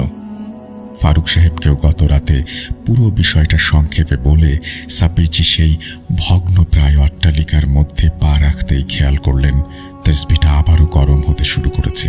তিনি বুঝতে পারছিলেন আশেপাশের দেয়াল, পিলার, দরজার আড়াল থেকে কিছু ছায়ামূর্তি উঁকি দিচ্ছে। ঘরের বাতাস ভারী, মাটির নিচ থেকে যেন গলার আওয়াজ ভেসে আসছে, ওয়াদা ওয়াদা। এরই মাঝে সাব্বিরজি খেয়াল করলেন জিয়াউদ্দিন সাহেব ধীরে ধীরে গায়েব হয়ে যাচ্ছেন কুয়াশার মধ্যে। দূর থেকে তার ক্ষীণ কণ্ঠস্বর কানে ভেসে আসে, লড়াই এখনো শেষ হয়নি সাব্বির। খাল্লাস এখনো ওঁত পেতে বসে আছে। তুমি একটু বিশ্রাম নাও, আমি একটু পরে আসছি। দুপুরে খাওয়ার সময় সাব্বিরজি খেয়াল করলেন কেউ যেন তার উপর নজর রাখছে। যতই চেষ্টা করতেন স্বাভাবিক থাকার, যেন কিছুই টের পাননি, তবু এক অদৃশ্য চোখ যেন টানছিল তার দিকে। ঠিক পেছন থেকে পোলাও, কোরমা, রেজালা আরো নানা রকম ভুরি ভোজে টেবিল সুসজ্জিত। সাব্বিরজি অল্প অল্প নিয়ে সব খেতে যাবেন, খেয়াল করলেন কেমন একটা বিদঘুটে স্বাদ সমস্ত খাবারে। অস্বাভাবিক যে কিছু একটা ঘটছে সেটা তিনি আগেই টের পেয়েছিলেন। যাই হোক, ফারুক সাহেবকে বুঝতে না দিয়ে কোনো রকমে খাওয়া শেষ করে উঠতে যাবেন, তখনই এক পরিচারিকা নীরবে টেবিলের পাশে এসে দাঁড়ায় শেষ পাতের মিষ্টি নিয়ে। গোলাপ জল ছেটানো সাদা প্ল্যাটারে সাজানো বেশ কয়েক রকমের সন্দেশ ও মিষ্টির টুকরো। কেউ কিছু খেয়াল না করলেও সাব্বিরজি স্পষ্ট দেখলেন পরিচারিকার ঠোঁটে এক ভয়াল পৈশাচিক হাসি, আর চোখ দুটোতে যেন অন্ধকারের অতল গভীরতা। পরিচারিকা নয়, ওটা কিছুতেই মানুষ হতে পারে না। তিনি চুপচাপ না সূচক মাথা নেড়ে বললেন, না থাক, আজ আর মিষ্টি না। ফারুক সাহেব বিস্মিত হয়ে জিজ্ঞেস করলেন, আপনি কি মিষ্টি পছন্দ করেন না সাব্বিরজি? একটা অন্তত নিন। সাব্বিরজি শুধু হেসে বললেন, না ফারুক সাহেব, একদম ইচ্ছে করছে না আজ। খাওয়া শেষ করে নিজের ঘরে ফিরতেই তিনি দেখেন জানলার ধারে দাঁড়িয়ে আছেন জিয়াউদ্দিন সাহেব। গম্ভীর মুখে, দৃষ্টি জানালার ওপারে স্থির, যেন কিছু খুঁজে চলেছেন অন্দর মহলের গোপন কোণায়। সাব্বিরজি সালাম জানাতেই প্রত্যুত্তরে ওয়ালাইকুম আসসালাম ওয়া রাহমাতুল্লাহি ওয়া বারাকাতুহু বলে ধীরে ধীরে মুখ ফিরিয়ে জিয়াউদ্দিন সাহেব গম্ভীর স্বরে বলতে যাবেন, সঙ্গে সঙ্গে বাতাস ভারী হয়ে আসে আর বাইরের গাছগুলো হঠাৎ ঝাঁকুনি দিয়ে ওঠে। জিয়াউদ্দিন সাহেব সেদিকে তাকিয়ে সূরা পড়ে ফুঁক দেই, আবারও সবকিছু স্বাভাবিক হয়ে যায়। খাল্লাস জিনের সঙ্গে চুক্তি করা দস্তাবেজ এই বাড়িতেই কোথাও আছে। খাল্লাস জিনের শক্তি বিশাল, কিন্তু আল্লাহর কালামের শক্তি তার কাছে পাহাড় সম। তুমি মাগরিবের পর থেকে আয়াতুল কুরসি, সূরা ফালাক, সূরা নাস আর বিশেষ করে সূরা সাফফাতের প্রথম 10 আয়াত পাঠ করতে থাকবে। তার আগে অবশ্য 33 বার লা হাওলা ওয়ালা কুওয়াতা ইল্লা বিল্লাহ। তারপর তিনি আরো অনেক কিছু বলেছেন, সেগুলো পাঠ করতে হবে। এগুলো পড়লে শয়তান জিনদের শক্তি দুর্বল হয়ে পড়বে।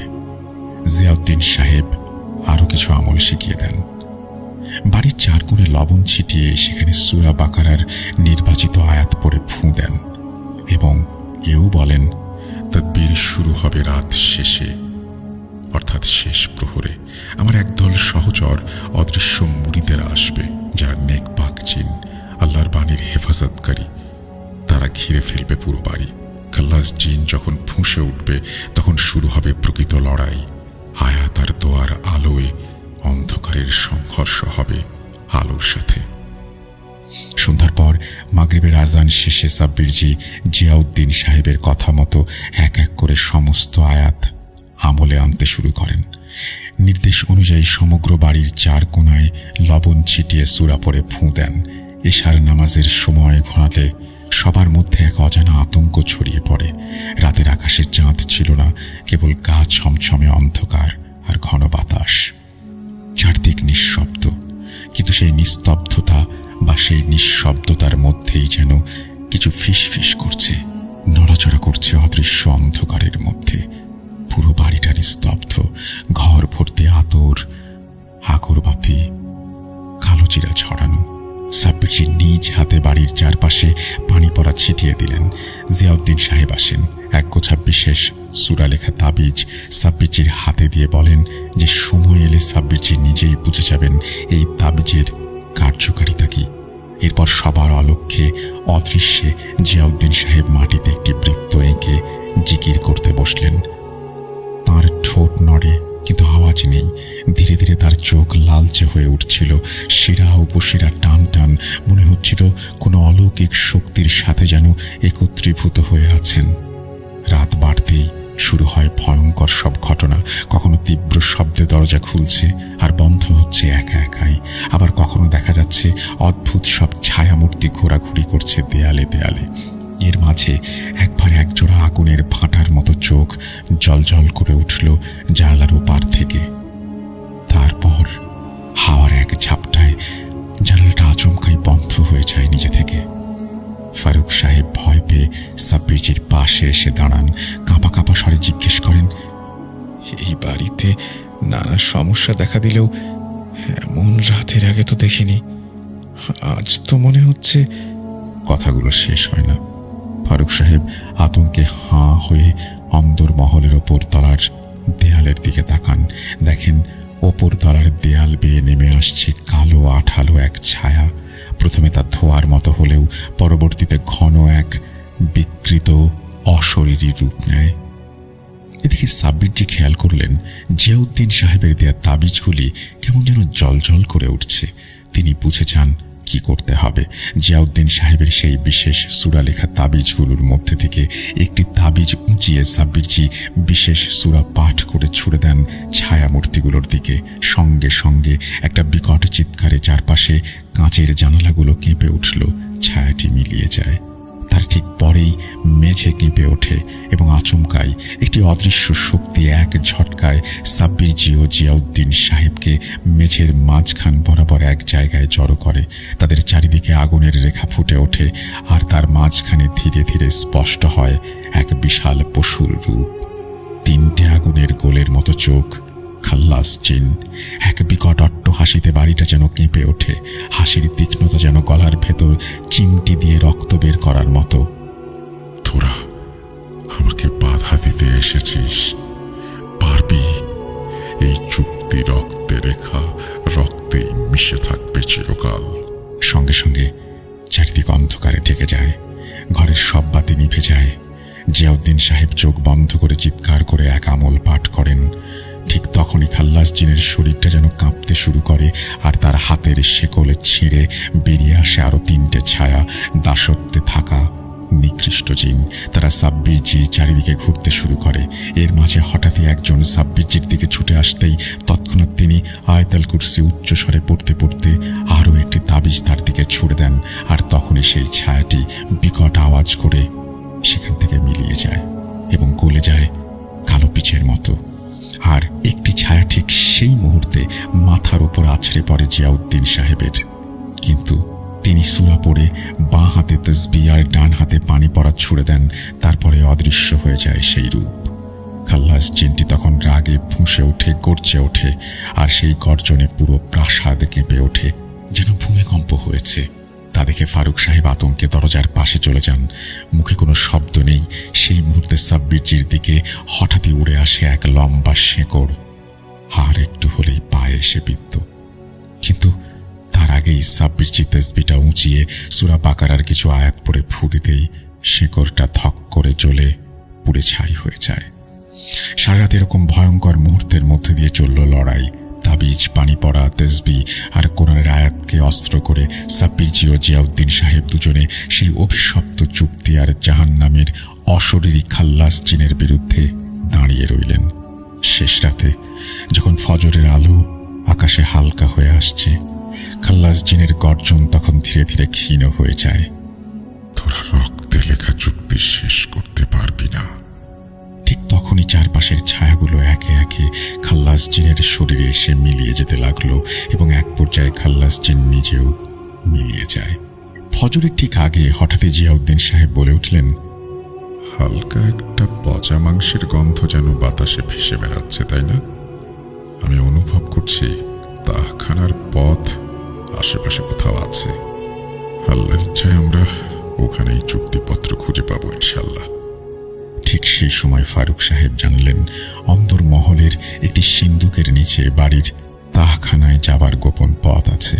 তবে এত বছরে সাহস করে কেউ সেখানে যায়নি। এমনকি ফারুক সাহেবের বাবা দাদারাও গেছেন কিনা সন্দেহ। অতীতে পূর্বপুরুষদের থেকেই সেখানে যাওয়ার নিষেধাজ্ঞা চলে আসছে। জিয়াউদ্দিন সাহেব জানান যে আল্লাহর ইচ্ছায় আজ সেখানে যেতে হবে। তাই সাব্বিরজি জিয়াউদ্দিন সাহেবের কথা মতো ফারুক সাহেবকে বলায় উনি আর না করতে পারেন না। সাব্বিরজিকে সেদিকে নিয়ে যান। তাদের হাতে একটি মাত্র লণ্ঠন। জিয়াউদ্দিন সাহেবও পেছনে ছিলেন। অন্দরমহলের এক কোণে একটি প্রকাণ্ড সিন্দুককে বিশেষ কায়দায় ঠেলে দিতেই সহজেই সিন্দুকটি সরে গিয়ে একটি পুরনো কাঠের সিঁড়ি বেরিয়ে আসে। সেটা বেয়ে নিচে নামলেন তারা। সিঁড়ির শেষে ধুলোমাখা দরজা, তার ওপরে বড় তালা। ফারুক সাহেব বললেন, এই জায়গাটা বাবা মা আসতে দিতেন না, বারবার নিষেধ করতেন। কেউ এখানে আসে না। সবাই বলতো এখানে নাকি প্রতি রাতে কারোর গর্জন শোনা যায়। তালা ভেঙে দরজা ধাক্কা দিতেই বিকট কর্কশ ভাঙা লোহার মতো শব্দ হলো। দরজা খুলতেই এক ঝাপটা ভ্যাপসা পচা গন্ধ যেন ওদের মুখে চেপে ধরল। সাব্বিরজি লণ্ঠন উঁচিয়ে ধরেন। অন্ধকারে দেখা গেল এক বিশাল ফাঁকা কক্ষ। পুরোটাই ইট আর পাথরের মেঝে। কোনো আসবাব নেই, শুধু এক কোণে একটা সেকেলে কাঠের বাক্স। নকশা দেখে বোঝা যায় নবাবী আমলের। তারা ধীরে ধীরে এগোলেন। জিয়াউদ্দিন সাহেব অদৃশ্যে সূরা পড়তে পড়তে হাত রাখলেন বাক্সের ওপর। একটা কনকনে ঠান্ডা হাওয়া গা বেয়ে চলে যেতেই সাব্বিরজি ও ফারুক সাহেব শিউরে ওঠেন। ফারুক সাহেব ধীরে ধীরে সাবধানে বাক্সটার ঢাকনা খুললেন। মাংস পচা দুর্গন্ধটা আবারও নাককে অতিষ্ঠ করে তুলছিল। এবারে অবশ্য গন্ধের উৎস বোঝা গেল। গন্ধটা বাক্সের ভেতর থেকে আসছিল। ভেতরে একটা মোটা চামড়ার মতো কাপড়ে মোড়ানো পুরনো দলিল। খুলতেই দেখা গেল রক্তে লেখা চুক্তিপত্র, যা শুকিয়ে কালো হয়ে গেছে। তার উপরে বড় বড় করে আরবিতে লেখা নাম খাল্লাস জিন। জিয়াউদ্দিন সাহেব ফিসফিস করে সাব্বিরজির কানে কানে বললেন, এই চুক্তি ভাঙা সহজ নয়। যার রক্তে লেখা তাকে রক্ত দিয়ে এটা মুছতে হবে, যা এখন আর সম্ভব নয়। তবে পাক আমল থাকলে খাল্লাস এড়াতে পারবে না এবং আর আসতেও পারবে না। তার জন্য আমাদের এই চুক্তিপত্র পবিত্র আগুনে পোড়াতে হবে। আমি আমার জগতে যাচ্ছি, দেখি আরো কিছু তথ্য জোগাড় করতে পারি কিনা। তাড়াতাড়ি ওপরে যাও সাব্বির, এখানে বেশিক্ষণ থাকা ঠিক হবে না। তাহখানার দেয়ালে তখন অদ্ভুত দাগ জ্বলজ্বল করে ওঠে। আর সেই সময় শোনা গেল গভীর ঘন গর্জনের মতো ভয়াল আওয়াজ ধীরে ধীরে কানে এসে বাজছিল সাব্বিরজির। আমাকে শেষ করা যাবে না, আমি আবার আসব। তারা যতক্ষণে তাহখানা থেকে ওপরে উঠে এলেন ততক্ষণে পূবের আকাশে লাল আভা ছড়িয়ে পড়েছে, যেন রক্তাক্ত সূর্য নিজে থেকেই সাক্ষ্য দিতে এসেছে অভিশপ্ত রজনীর। পুরো দেহে ধুলো আর ঘামের গন্ধ মিশে গিয়েছে সাব্বিরজি ও ফারুক সাহেবের। চোখে ক্লান্তির ছাপ স্পষ্ট, কিন্তু তবুও তৃপ্তি, কারণ তারা সেই চুক্তিপত্র উদ্ধার করতে পেরেছেন যা বহু বছর ধরে এই বাড়ির বুকে লুকিয়েছিল। সাব্বিরজি ধীরে ধীরে সেই চুক্তিপত্র হাতে নিজের নির্ধারিত অতিথি কক্ষে চলে আসেন। তার বুকের ভেতর যেন এখন ঢাকের মতো শব্দ হচ্ছে। চুক্তিপত্রে লেখা সেই প্রাচীন আরবি ও ফার্সি হরফ, সেই রক্তমাখা কালি, সব মিলিয়ে এক অপার্থিব ভার যেন তার কাঁধে চেপে বসেছে। তিনি প্রথমেই অজু করেন, তারপর জায়নামাজ বিছিয়ে ফজরের নামাজ আদায় করেন। নামাজ শেষে ছোট বোতলে রাখা আবে জমজমের পানি হাতে তুলে নিয়ে তিনি ধীরে ধীরে চুক্তিপত্রটির চারপাশে একটি গণ্ডি কেটে দেন। পানি যেখানে পড়ে সেখানে যেন সামান্য ধোয়ার মতো কিছু উঠে আসে। গন্ধটা মিষ্টি আর আদর মেশানো, কিন্তু তার মাঝেও কোথাও যেন অজানা আতঙ্কের ছায়া। সকালে সূর্য উঠে এসেছে পুরোপুরি। বারান্দা দিয়ে আলোর রেখা এসে পড়েছে ঘরের মেঝেতে। কিছুক্ষণ পর দরজায় হালকা ধোয়ার বলয় থেকে বেরিয়ে এলেন জিয়াউদ্দিন সাহেব। সাব্বিরজি সেলাম জানিয়ে তাকে ভেতরে নিয়ে আসেন। কক্ষের ভেতর তখন গাঢ় নীরবতা। চুক্তিপত্রের চারপাশে এখনো আবে জমজমের গণ্ডি চকচক করছে। জিয়াউদ্দিন সাহেব প্রথমে কিছু বলেন না। তিনি বসে পড়েন, এক দৃষ্টিতে তাকিয়ে থাকেন দস্তাবেজটির দিকে। ধীরে ধীরে তার চোখ মুখে উদ্বেগে ছায়া ফুটে ওঠে। এখন আমাদের কি করণীয়? সাব্বিরজি প্রশ্ন করেন জিয়াউদ্দিন সাহেবকে। জিয়াউদ্দিন সাহেব একটু সময় নিয়ে গম্ভীর স্বরে বলেন, যা ভেবেছিলাম সেভাবে হবে না। রক্ত দিয়ে বাঁধা চুক্তি শুধু পবিত্র আগুনে পুড়িয়ে নয়, এটা ভাঙা সম্ভব আরেকটি আত্মবলির মাধ্যমে, এবং সেটি হতে হবে এমন একজনের যে ওই চুক্তির উত্তরসূরি।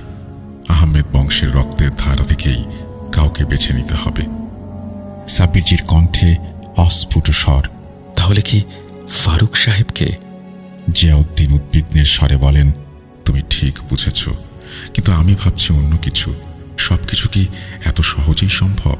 খাল্লাসজিন কি এত সহজেই চুক্তি ভাঙতে দেবে? আমার মনে হচ্ছে এই চুক্তির গভীরে আরো কিছু রহস্য লুকিয়ে আছে। হয়তো এটা শুধু বলির ব্যাপার নয়, কিছু নির্দিষ্ট শর্তও লুকিয়ে আছে। তিনি উঠে জানালার ধারে গিয়ে দাঁড়ান।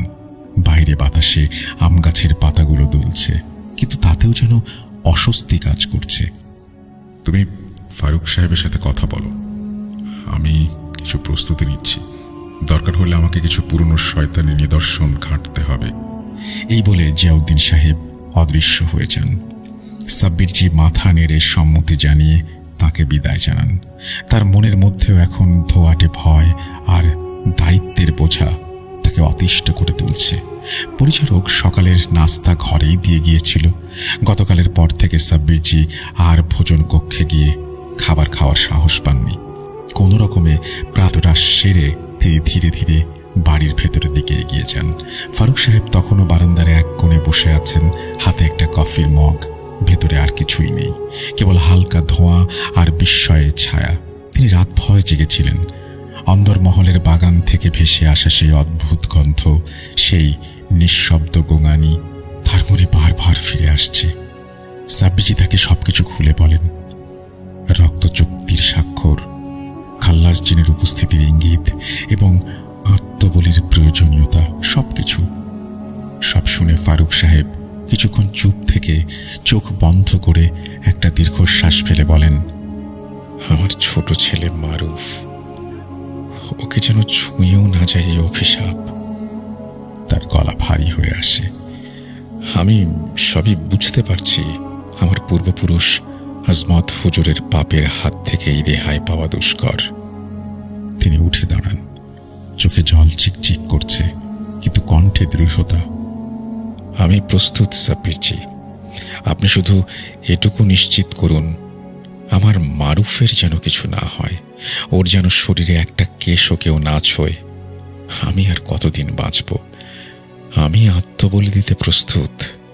সাব্বিরজি তাঁর কাঁধে হাত রাখেন। চোখে মুখে বিস্ময় আর মুগ্ধতা। আপনি একজন পিতা আর একজন সাহসী মানুষ, কিন্তু আমি প্রতিশ্রুতি দিতে পারছি না যতক্ষণ না নিশ্চিত হই।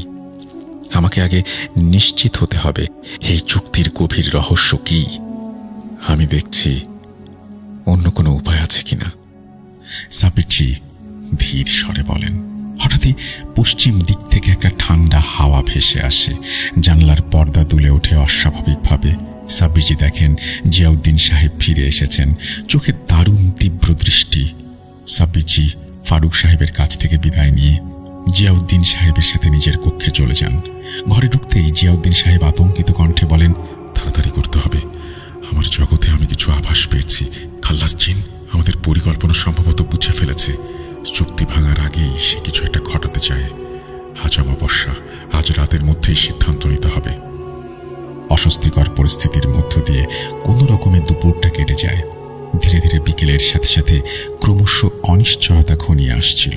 সবার মনে তখন অজানা আতঙ্ক।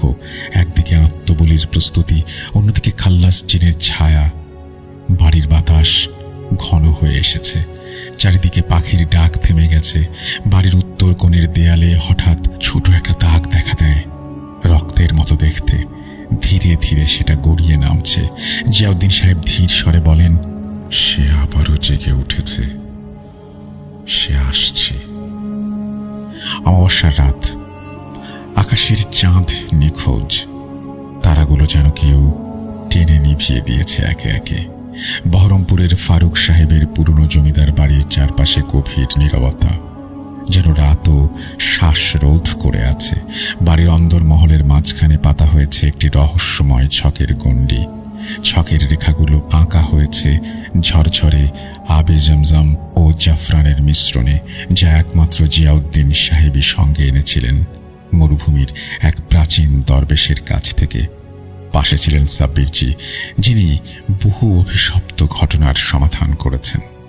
তার সবই আপনাদের বোধগম্য, কিন্তু এবার তাদের মুখোমুখি হতে হবে এক ভয়াল শক্তি, খাল্লাস জিনের। সবকিছু প্রস্তুত? সাব্বিরজি ফিস ফিস করে জিয়াউদ্দিন সাহেবকে বললেন। আলহামদুলিল্লাহ, সবাই প্রস্তুত। ইনশাল্লাহ আমরা শুরু করতে পারি, জবাব দিলেন জিয়াউদ্দিন সাহেব। তার কণ্ঠে সুনির্দিষ্টতা দেখা দিলেও চোখে মুখে এক অস্থিরতার ছাপ। হঠাৎই প্রবল বেগে বাতাস বইতে শুরু করে। বাতাস নয়, যেন কারো নিঃশ্বাস গলার কাছে কে ফুঁ দিচ্ছে। দেয়ালের কোনায় রাখা একটা পুরনো আয়না নিজে থেকেই ফেটে গেল। অদৃশ্য ছায়া যেন প্রবেশ করছে চুপিসারে। খাল্লাস জিনের আগমনের একটি সহজ পথ যে আয়না, সে বিষয়ে সাব্বিরজি অবগত আছেন। তবু আয়াত পাঠ করতে শুরু করলেন। কোরআনের বিশেষ আয়াত, যা শুধু জিন জাতিকে কাবু করার জন্য ধারাবাহিকভাবে পাঠ করতে হয়। চারিদিকে ছড়িয়ে পড়ল আবে জমজমের পানির সাথে মেশানো বিশেষ আতরের স্নিগ্ধ গন্ধ, যা এখন শয়তান জিনের জন্য বিষ তুল্য। কিন্তু এই আমল আর গণ্ডি স্থাপনের পরিকল্পনা গোপন করলেও সেই মুহূর্তে আর গোপন রইল না। বাতাস থেমে যায় আচমকাই, চারিদিকে নিস্তব্ধতা বিরাজমান। হঠাৎই সেই স্তব্ধতা ভেঙে বজ্রের মতো একটা পৈশাচিক বিকৃত গা ছমছমে হাসিতে শরীরের হাড় পর্যন্ত কেঁপে ওঠে উপস্থিত সবার। হাসিটা অন্দরমহলের তাহখানার ভেতর থেকে আসছিল। অন্দরমহলের সেই প্রকাণ্ড সিন্দুকটা অকস্মাৎ কেঁপে উঠল। জমিদার বাড়ির ওপর মুহূর্তেই গাঢ় অন্ধকার চেপে বসে, যেন আলো নিজেই প্রাণ নিয়ে পালিয়েছে। আয়াত পাঠে অটল থেকে সাব্বিরজি উচ্চারণ করলেন এক বিশেষ আয়াত। কণ্ঠের স্পষ্টতায় ঘরের বাতাস যেন ভারী হয়ে ওঠে। সঙ্গে সঙ্গে জিয়াউদ্দিন সাহেব ছিটিয়ে দিলেন আবে জমজমের পানি। ঠিক তখনই তাহখানার সুড়ঙ্গের দরজা ভেঙে উঠে আসে ধোঁয়ার মতো লম্বা এক ছায়া। ছায়াটির মাথা স্পষ্ট নয়, তবে পরিচিত তিনটি চোখ জ্বলজ্বল করছে।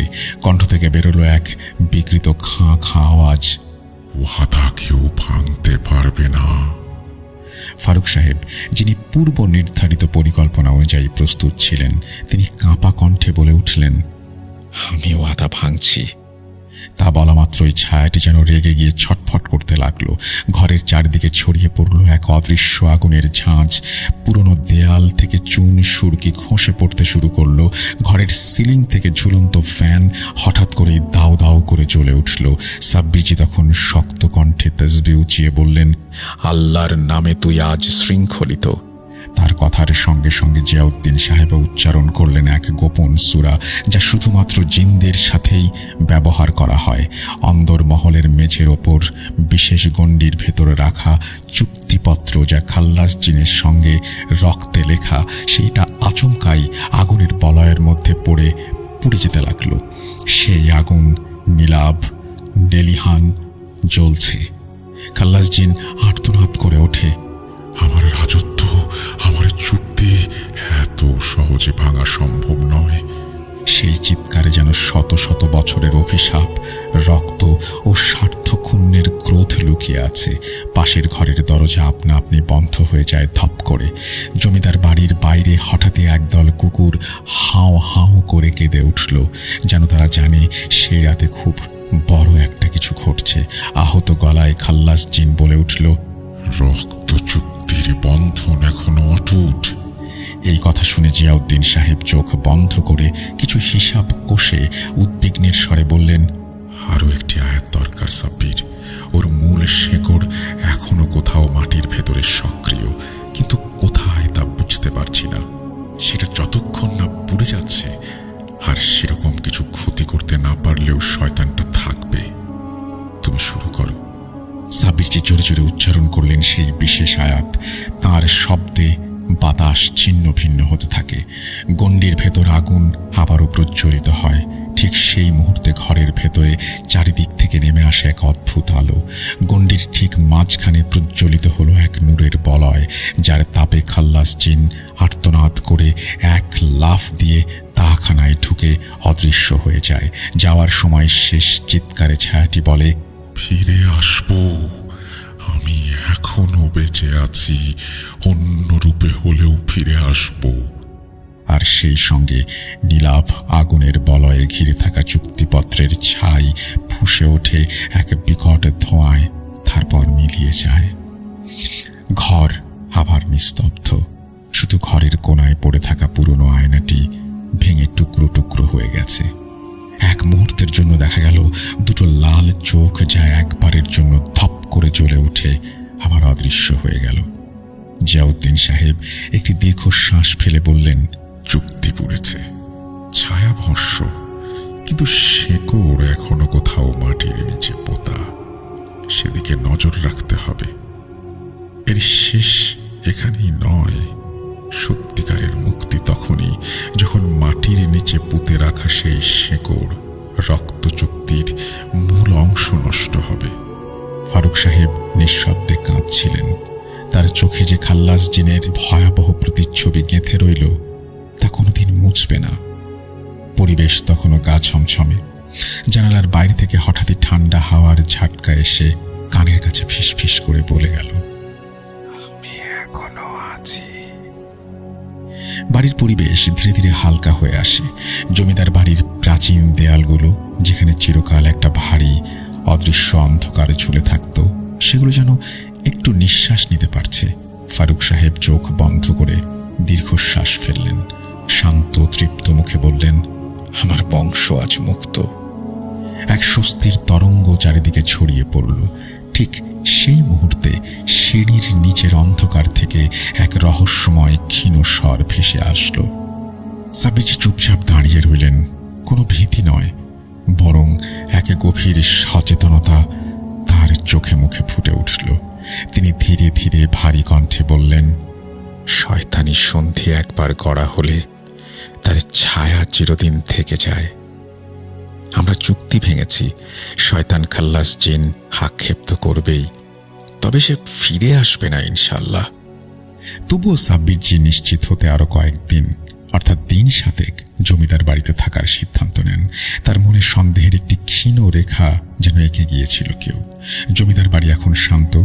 রাতের বেলায় নেই কোনো হাহাকার, অশরীরী ছায়া দেখা যায় না। তবুও বাড়ির দেয়ালের গা থেকে মাঝে মাঝে এক গোপন ফিসফিসানির শব্দ আসে। আমি খাল্লাস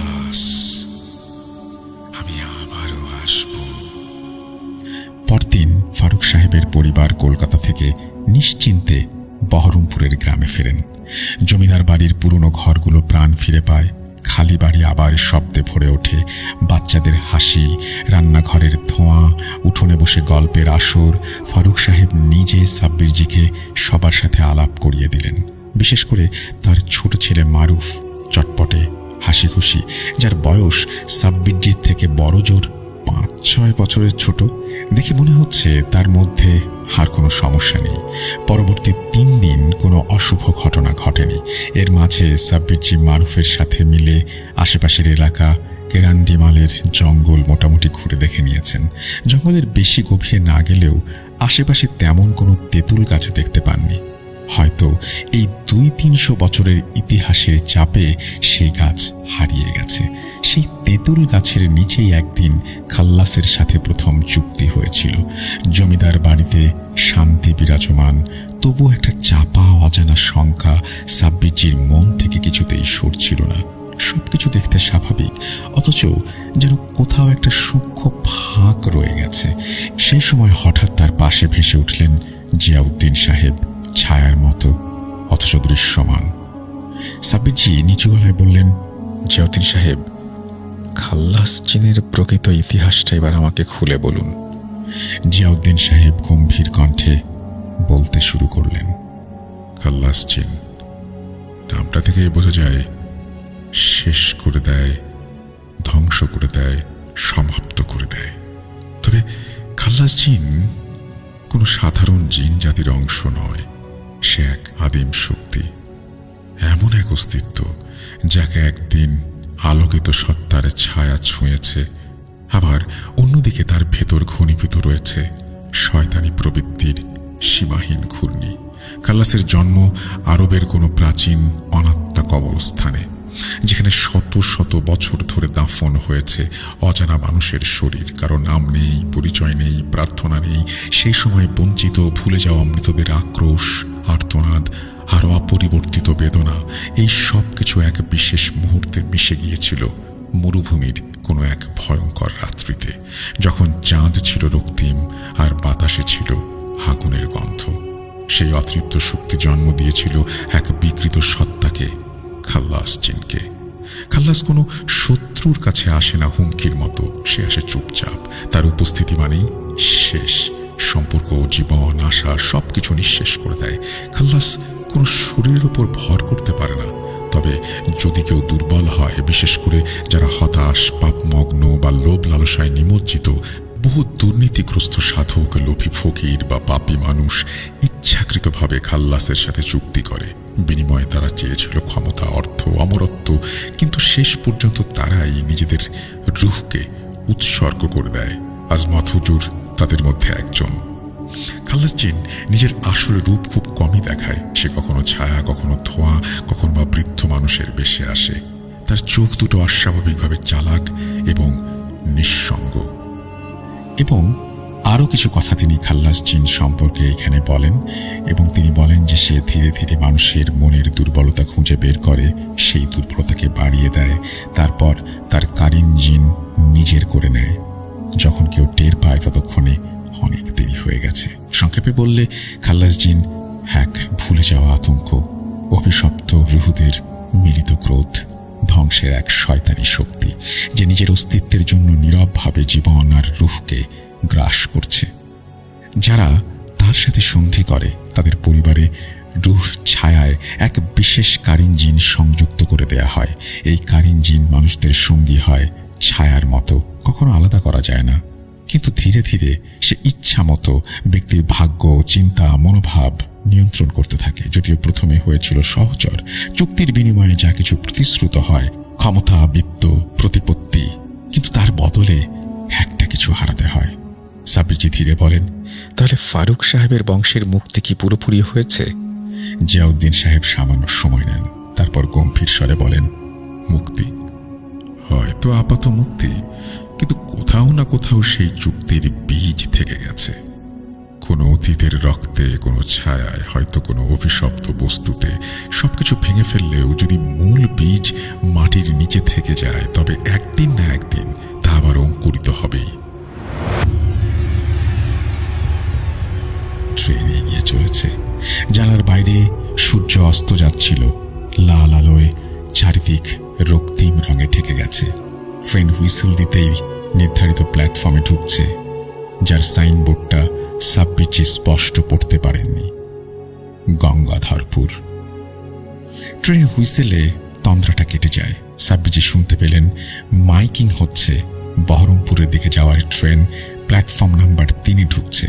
আর দেরি না করে দ্রুত সেদিকে হাঁটা দিলেন সাব্বিরজি। গঙ্গাধরপুর পৌঁছাতে পৌঁছাতে আকাশ পরিষ্কার। প্ল্যাটফর্মটা এখন আর গত রাতের মতো শুনশান বা ভুতুরে লাগছে না। যদিও সাইনবোর্ডটা অস্পষ্ট দেখার কারণ এখন স্পষ্ট। শুকিয়ে যাওয়া লতাপাতা ও পাখিদের মলের কারণে বোর্ডের একাংশ ঢেকে গেছে। স্টেশনের বাইরে এসে ফোনের বুথের দিকে পা বাড়াবেন, হঠাৎই দেখেন ফোনের বুথের পাশে একটা দই বড়া ঠেলার সামনে গতরাতের সেই বৃদ্ধা দাঁড়িয়ে এক দৃষ্টিতে তার দিকে তাকিয়ে আছে। সাব্বিরজি তার দিকে এগিয়ে যেতেই বৃদ্ধা সামনের পথে হাঁটা দেয়। যদি কেউ কিছু মনে করে তাই পেছন থেকে না ডেকে একটু তাড়াতাড়ি পা চালিয়ে তার কাছে পৌঁছাতে চাইলেন, কিন্তু কোনো মতেই বৃদ্ধার কাছে পৌঁছাতে পারছিলেন না। একটা জিনিস লক্ষ্য করে সাব্বিরজি একটু বিস্মিতই হলেন। স্বাভাবিক বয়স্ক মানুষের পরিবর্তে বৃদ্ধা একটু দ্রুতই হাঁটছিলেন। তার হাঁটার গতি যেন অল্প বয়সীদেরও হার মানায়। সাব্বিরজি তার পিছু পিছু হাঁটতে ভুলেই গিয়েছিলেন যে কখন তিনি লোকালয় ছেড়ে জঙ্গলের পথে ধরেছেন। হুঁশটা ফেরে ভরা সকালে জঙ্গলের ভেতর থেকে আচমকা শেয়ালের ডাক শুনে, আর তখনই তিনি খেয়াল করেন সামনে বৃদ্ধাটি নেই। কি বিভৎস এক পরিচিত দৃশ্যপট চোখের সামনে ভেসে ওঠে। আচমকাই ঘন মেঘে আকাশটা ঢেকে যায়। দিনের আলো যেন সেই গ্রামে বর্জিত, অথচ সে গ্রামের পথ ঘাট যেন সাব্বিরজির চেনা। স্বপ্নে দেখা গ্রামের দৃশ্য এখন চোখের সামনে জীবন্ত।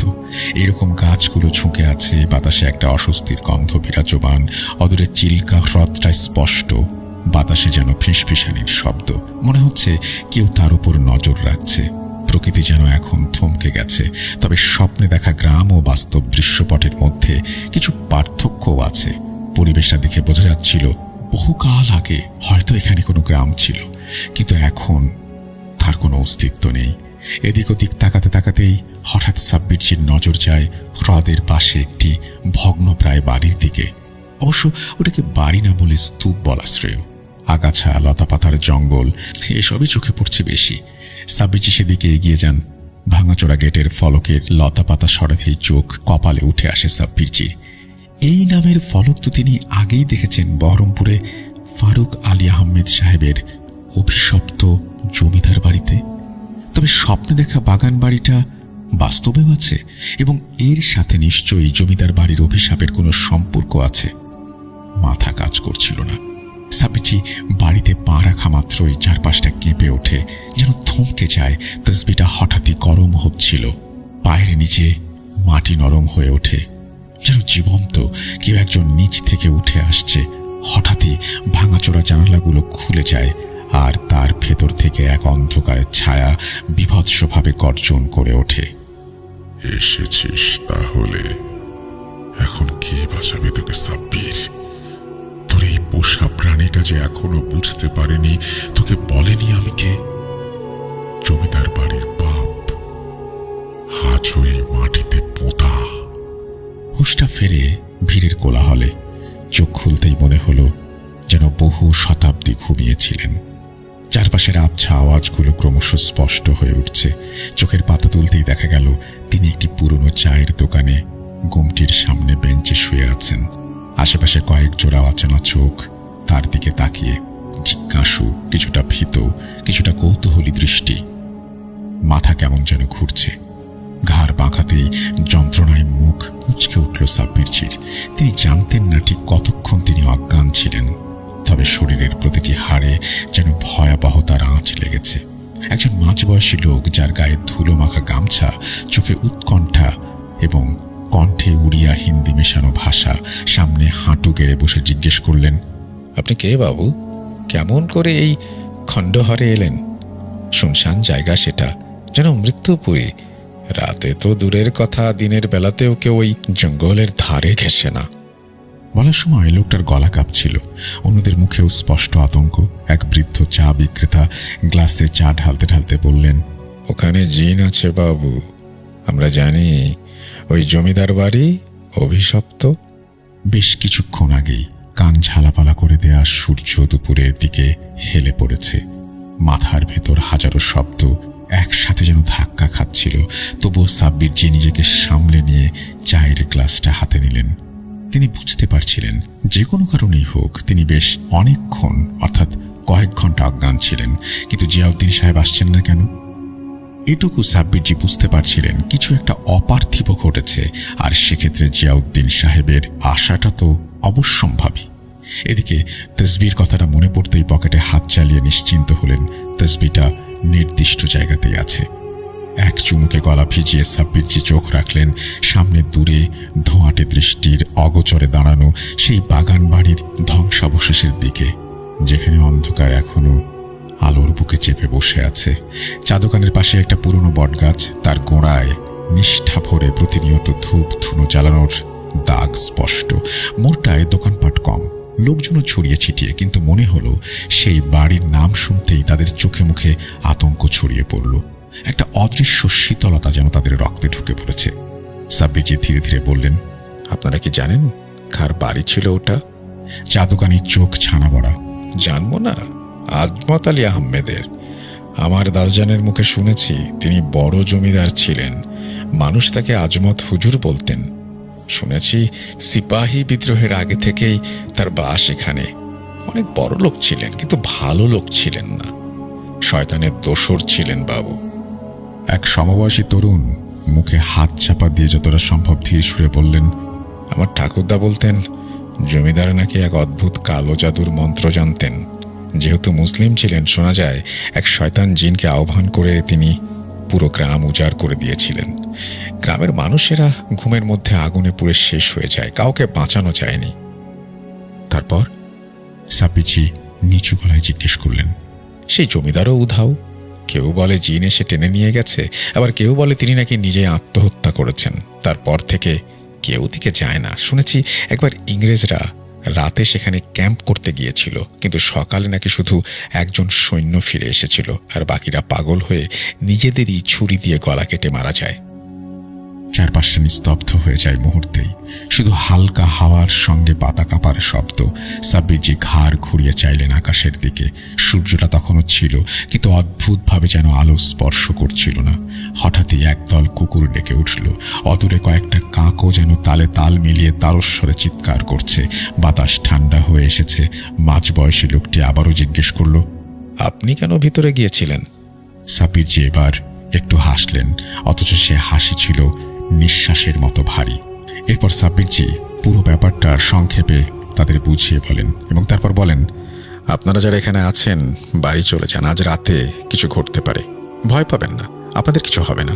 সবকিছু শেষ আছে, অভিশাপেরও। লোকগুলো তার মুখের দিকে তাকিয়ে একটু দূরে সরে যায়। কেউ কেউ আবার দোকান ছেড়ে নিজ ঘরের পথে হাঁটতে শুরু করে। বাতাস আবারও শীতল হয়। দূরে সূর্যটা আড়ালে যেতে যেতে গঙ্গাধরপুরের বাগান বাড়িটাকে রক্তে লাল আভায় রাঙিয়ে দেয়, যেন অতীত আর বর্তমানে একসাথে শ্বাস নিচ্ছে, শুধু আগত সেই রাতের জন্য, যে রাতে শুরু হবে চূড়ান্ত লড়াই। সাব্বির জি চা দোকানিকে জিজ্ঞেস করেন যে এখানে কোথাও কোনো ফোন বুথ আছে কিনা। উত্তরে চা দোকানি জানান যে সেখানে নেই। ফোন করতে হলে তাকে গঙ্গাধরপুর স্টেশনে ফিরে যেতে হবে। এছাড়া কোনো উপায় নেই দেখে সাব্বির জি চা দোকানির কাছ থেকে স্টেশনের পথটি কোন দিকে সেটা জেনে নিয়ে হাঁটা শুরু করেন। আকাশ ঘন কালো মেঘে ঢেকে গেছে। চারিদিক যেন এক অদ্ভুত নিস্তব্ধতায় জড়িয়ে আছে। মাঝে মাঝে বিদ্যুৎ চমকাচ্ছে দূর আকাশে, আর তার ক্ষীণ আলোয় উদ্ভট ছায়া ফেলেছে রাস্তার পাশে দাঁড়িয়ে থাকা শুকনো গাছগুলো। ফারুক সাহেব গাড়ির জানালার কাঁচে মাথা ঠেকিয়ে বাইরে তাকিয়ে আছেন। চোখের গভীরে এক অনন্ত উদ্বেগ। তার বুকের ভেতর কেমন যেন এক চাপা ধ্বনি অহরহ পাচ্ছে। শুধু আতঙ্ক নয়, বরং এক অদৃশ্য ভয় যেন হাড় মজ্জায় গেঁথে বসেছে তার। তিনি জানেন এই যাত্রা স্বাভাবিক কিছু নয়। সঙ্গে ড্রাইভার রতন ও এক বিশ্বস্ত কর্মচারী। তাদের চোখে মুখে স্পষ্ট বিভ্রান্তি।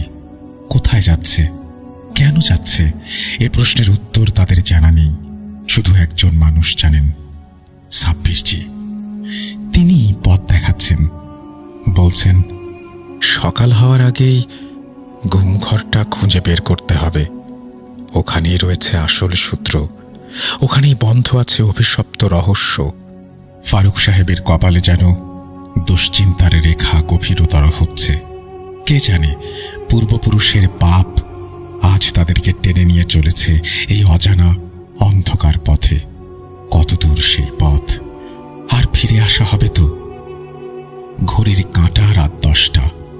গাড়ি থেমে গেল একটা জীর্ণকায় কঙ্কালসার ভাঙাচোরা ফটকের সামনে। তারপর ওপারে জঙ্গল ভরা পথ, আর অদূরে অন্ধকারে অদৃশ্য হয়ে যাওয়া একটা বিশাল ছায়াকার বাগান বাড়ির ধ্বংসাবশেষ।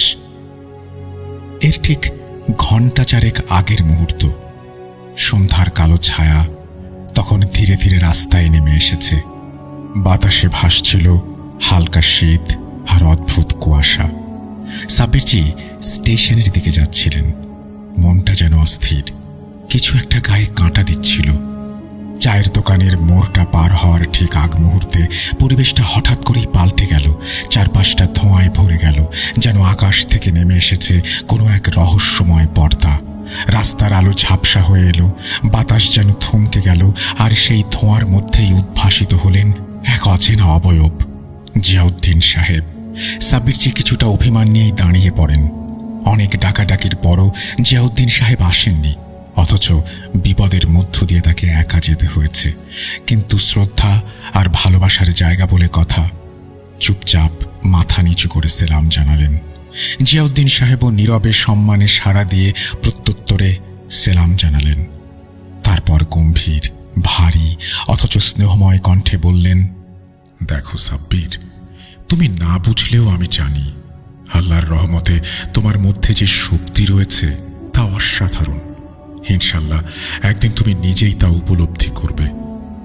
একটি দীর্ঘ নিঃশ্বাস ফেলে তিনি আবারও বললেন, তোমার ডাক আমি শুনেছিলাম, কিন্তু ইচ্ছে করেই আসিনি, কারণ আমি জানতাম এই লড়াই একা সামলাতে শেখার সময় এসেছে। তবে আমি দূরে থাকলেও আমার নজর তোমার উপর ছিল। এটা নিশ্চয়ই এখন বুঝতে পারছো যে বৃদ্ধা তোমার স্বপ্নে এসেছিল এবং তোমাকে এখানে রাস্তা দেখিয়ে নিয়ে এসেছে। সে যে কোনো মানুষ নয়, একজন পাক রুহু বা পাক কারিন জিন। আল্লাহর রহমতে নিশ্চয়ই কোনো পাক শক্তি চেয়েছে যে আমরা এই খাল্লাস জিনকে সমূলে নির্মূল করি। আমি আমার জগতে গিয়েছিলাম সেই রক্তচুক্তির শেকড়ের সন্ধানে। এই ধ্বংসস্তূপের নিচে বহু পুরনো এক অভিশপ্ত গুম ঘরে সেই দস্তাবেজটি লুকানো রয়েছে। হাতে সময় খুব কম সাব্বির, খাল্লাস জিন এবার ভয়ঙ্করভাবে আঘাত হানতে পারে। এরপর জিয়াউদ্দিন সাহেব তার থলে থেকে বের করলেন একটি তামার তৈরি বিশেষ দণ্ড, যার গায়ে আরবিতে দোয়া লেখা অদ্ভুত নকশা খোদাই করা, আর একটি ধাতব খাপে মোড়া ছোট্ট রূপালী ছুরি, যার গায়েও আরবি হরফে একটি বিশেষ দোয়া লেখা।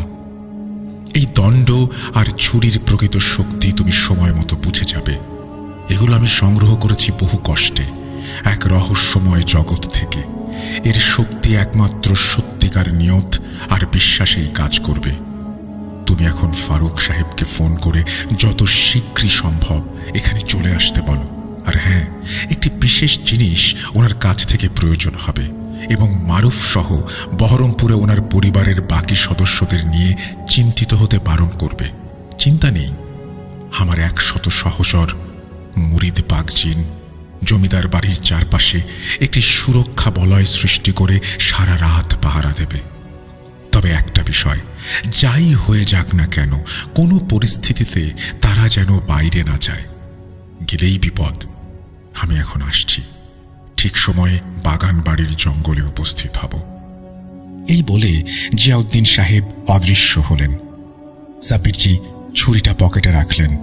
সামনে যে ভয়ঙ্কর যুদ্ধ অপেক্ষা করছে তার ইঙ্গিত যেন বাতাসেই ছড়িয়ে পড়েছিল। স্টেশনের পথের ধারের বাতিগুলো একে একে জ্বলে উঠছিল। গঙ্গাধরপুর স্টেশনের পাশের এক পুরনো ফোন বুথে দাঁড়িয়ে সাব্বিরজি ফোন লাগাতে ব্যস্ত। বাতাসে আজ অদ্ভুত এক গন্ধ ভেসে বেড়াচ্ছে, কিছুটা পুরনো, কিছুটা পোড়া, আর তার সাথে যেন মাটির নিচে পুঁছতে থাকা কিছু রহস্যের ঘ্রাণ। তিনি জানতেন সময় আর হাতে নেই।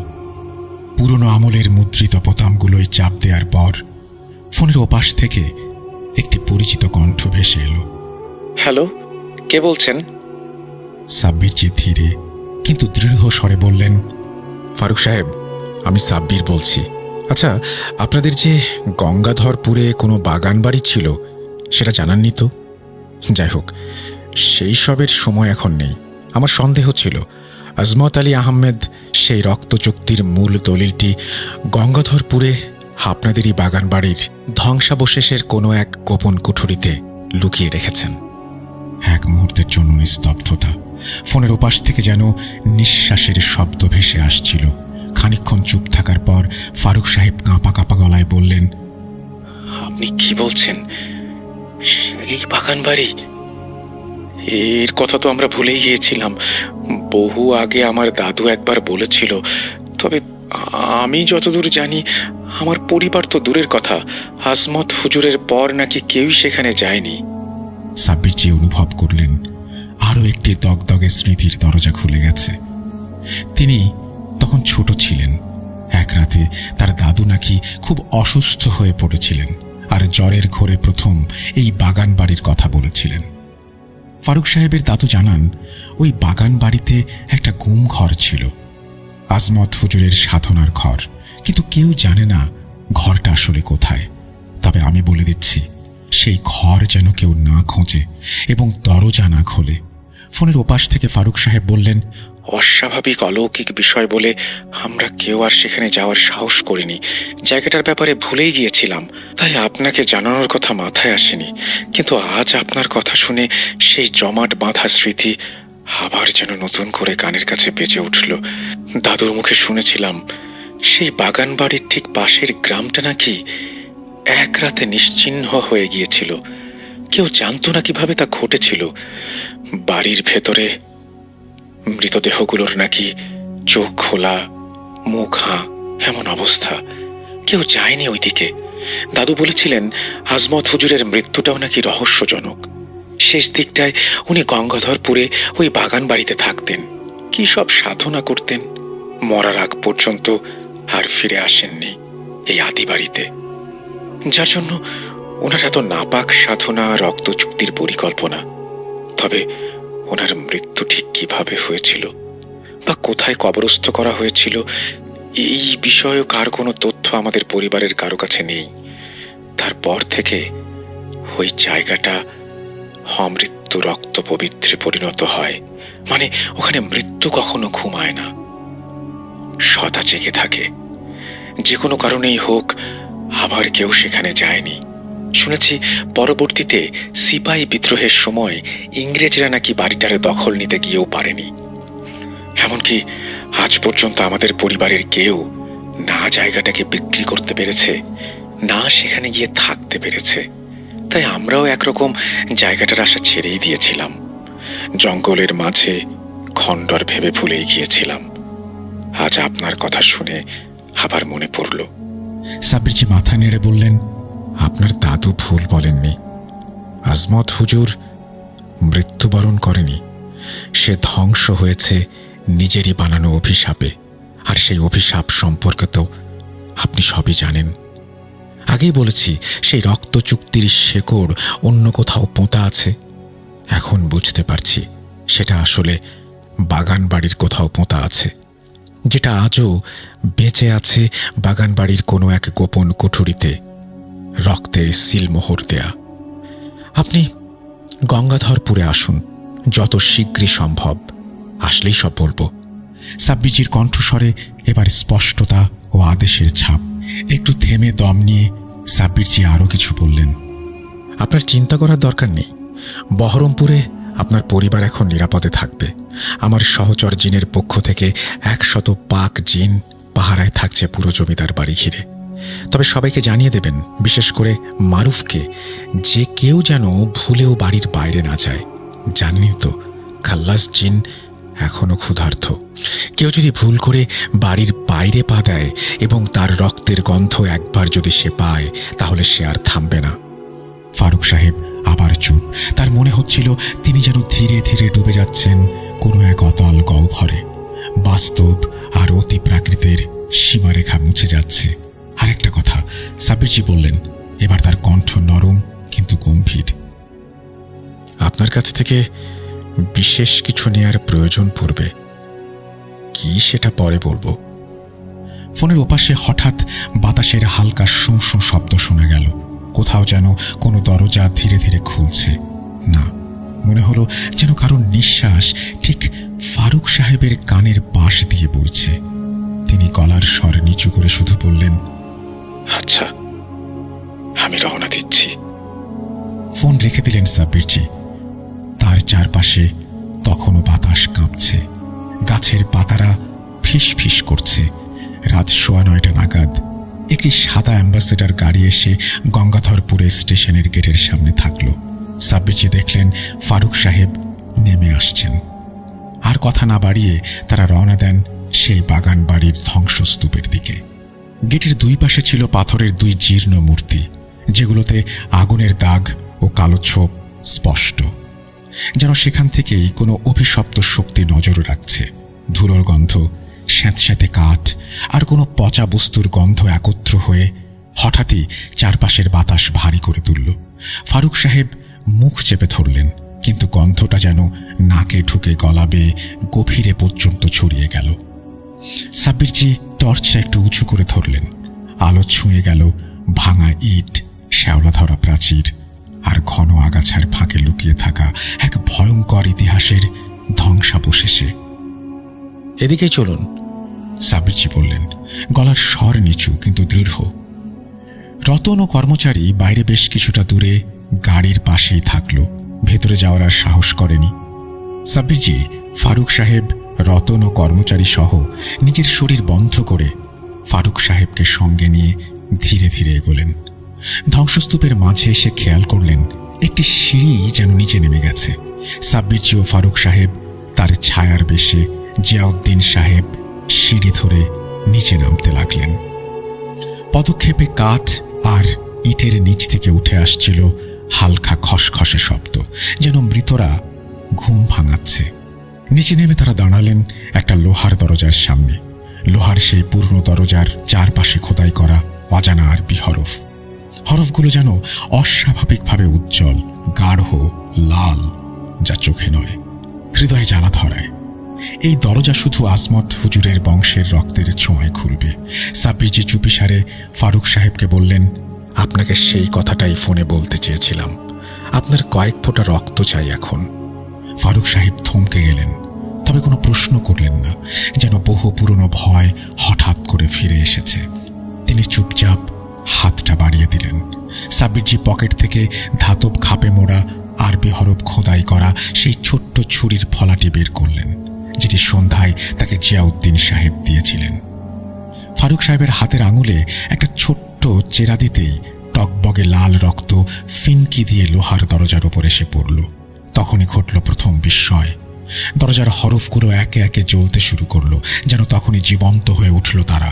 তারপর শোনা গেল এক গোঙানির শব্দ।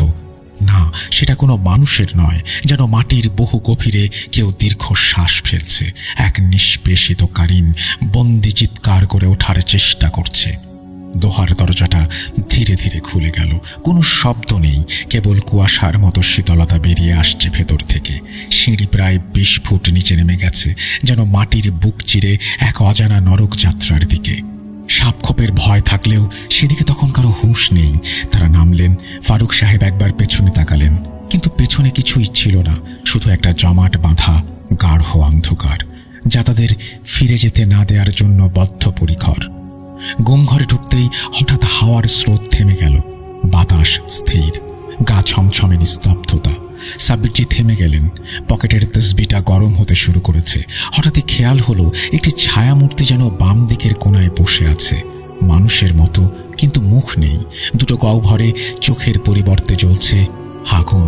সেই চোখে কোনো দয়া নেই, কোনো চিন্তাও নেই, শুধু এক অনন্ত অন্ধকারের প্রতিচ্ছবি। সাব্বিরজি টর্চটা জ্বালানোর সাথে সাথেই তৎক্ষণাৎ তা নিভে গেল।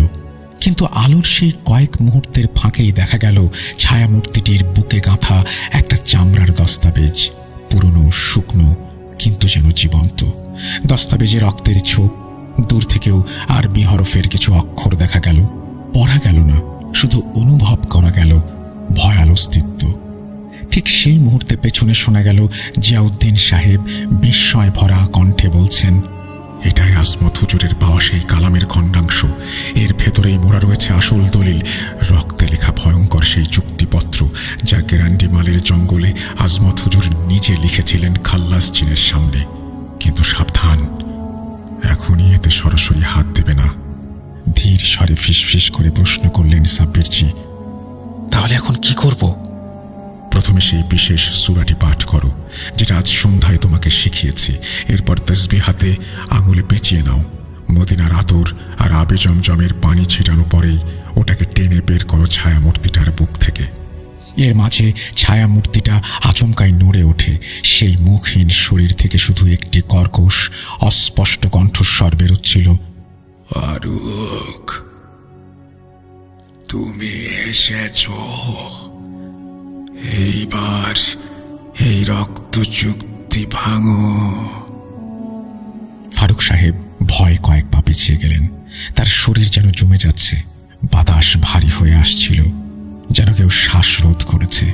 ছায়ামূর্তিটা এবার ধীরে ধীরে তার আকার বড় করতে শুরু করে, আর একটু হলেই সিলিং ছুঁয়ে ফেলবে। ঘরের তাপমাত্রা হঠাৎই নিচে নেমে গেল।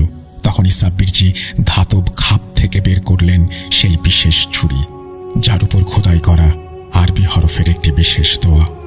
তিনি ছুঁড়ে মারলেন ছুরিটা ছায়ামূর্তির দিকে। এক মুহূর্তের নিস্তব্ধতা, তারপর একটা যেন বিস্ফোরণ। দেয়াল কেঁপে উঠল, অন্ধকার যেন চিৎকার করতে চাইছে। ছায়ামূর্তিটা চেঁচাতে চেঁচাতে ধোয়ার মাঝে গলে বাতাসে মিলিয়ে গেল। মুহূর্তে দলিলটা ছিটকে এসে সাব্বিরজির সামনে পড়ে।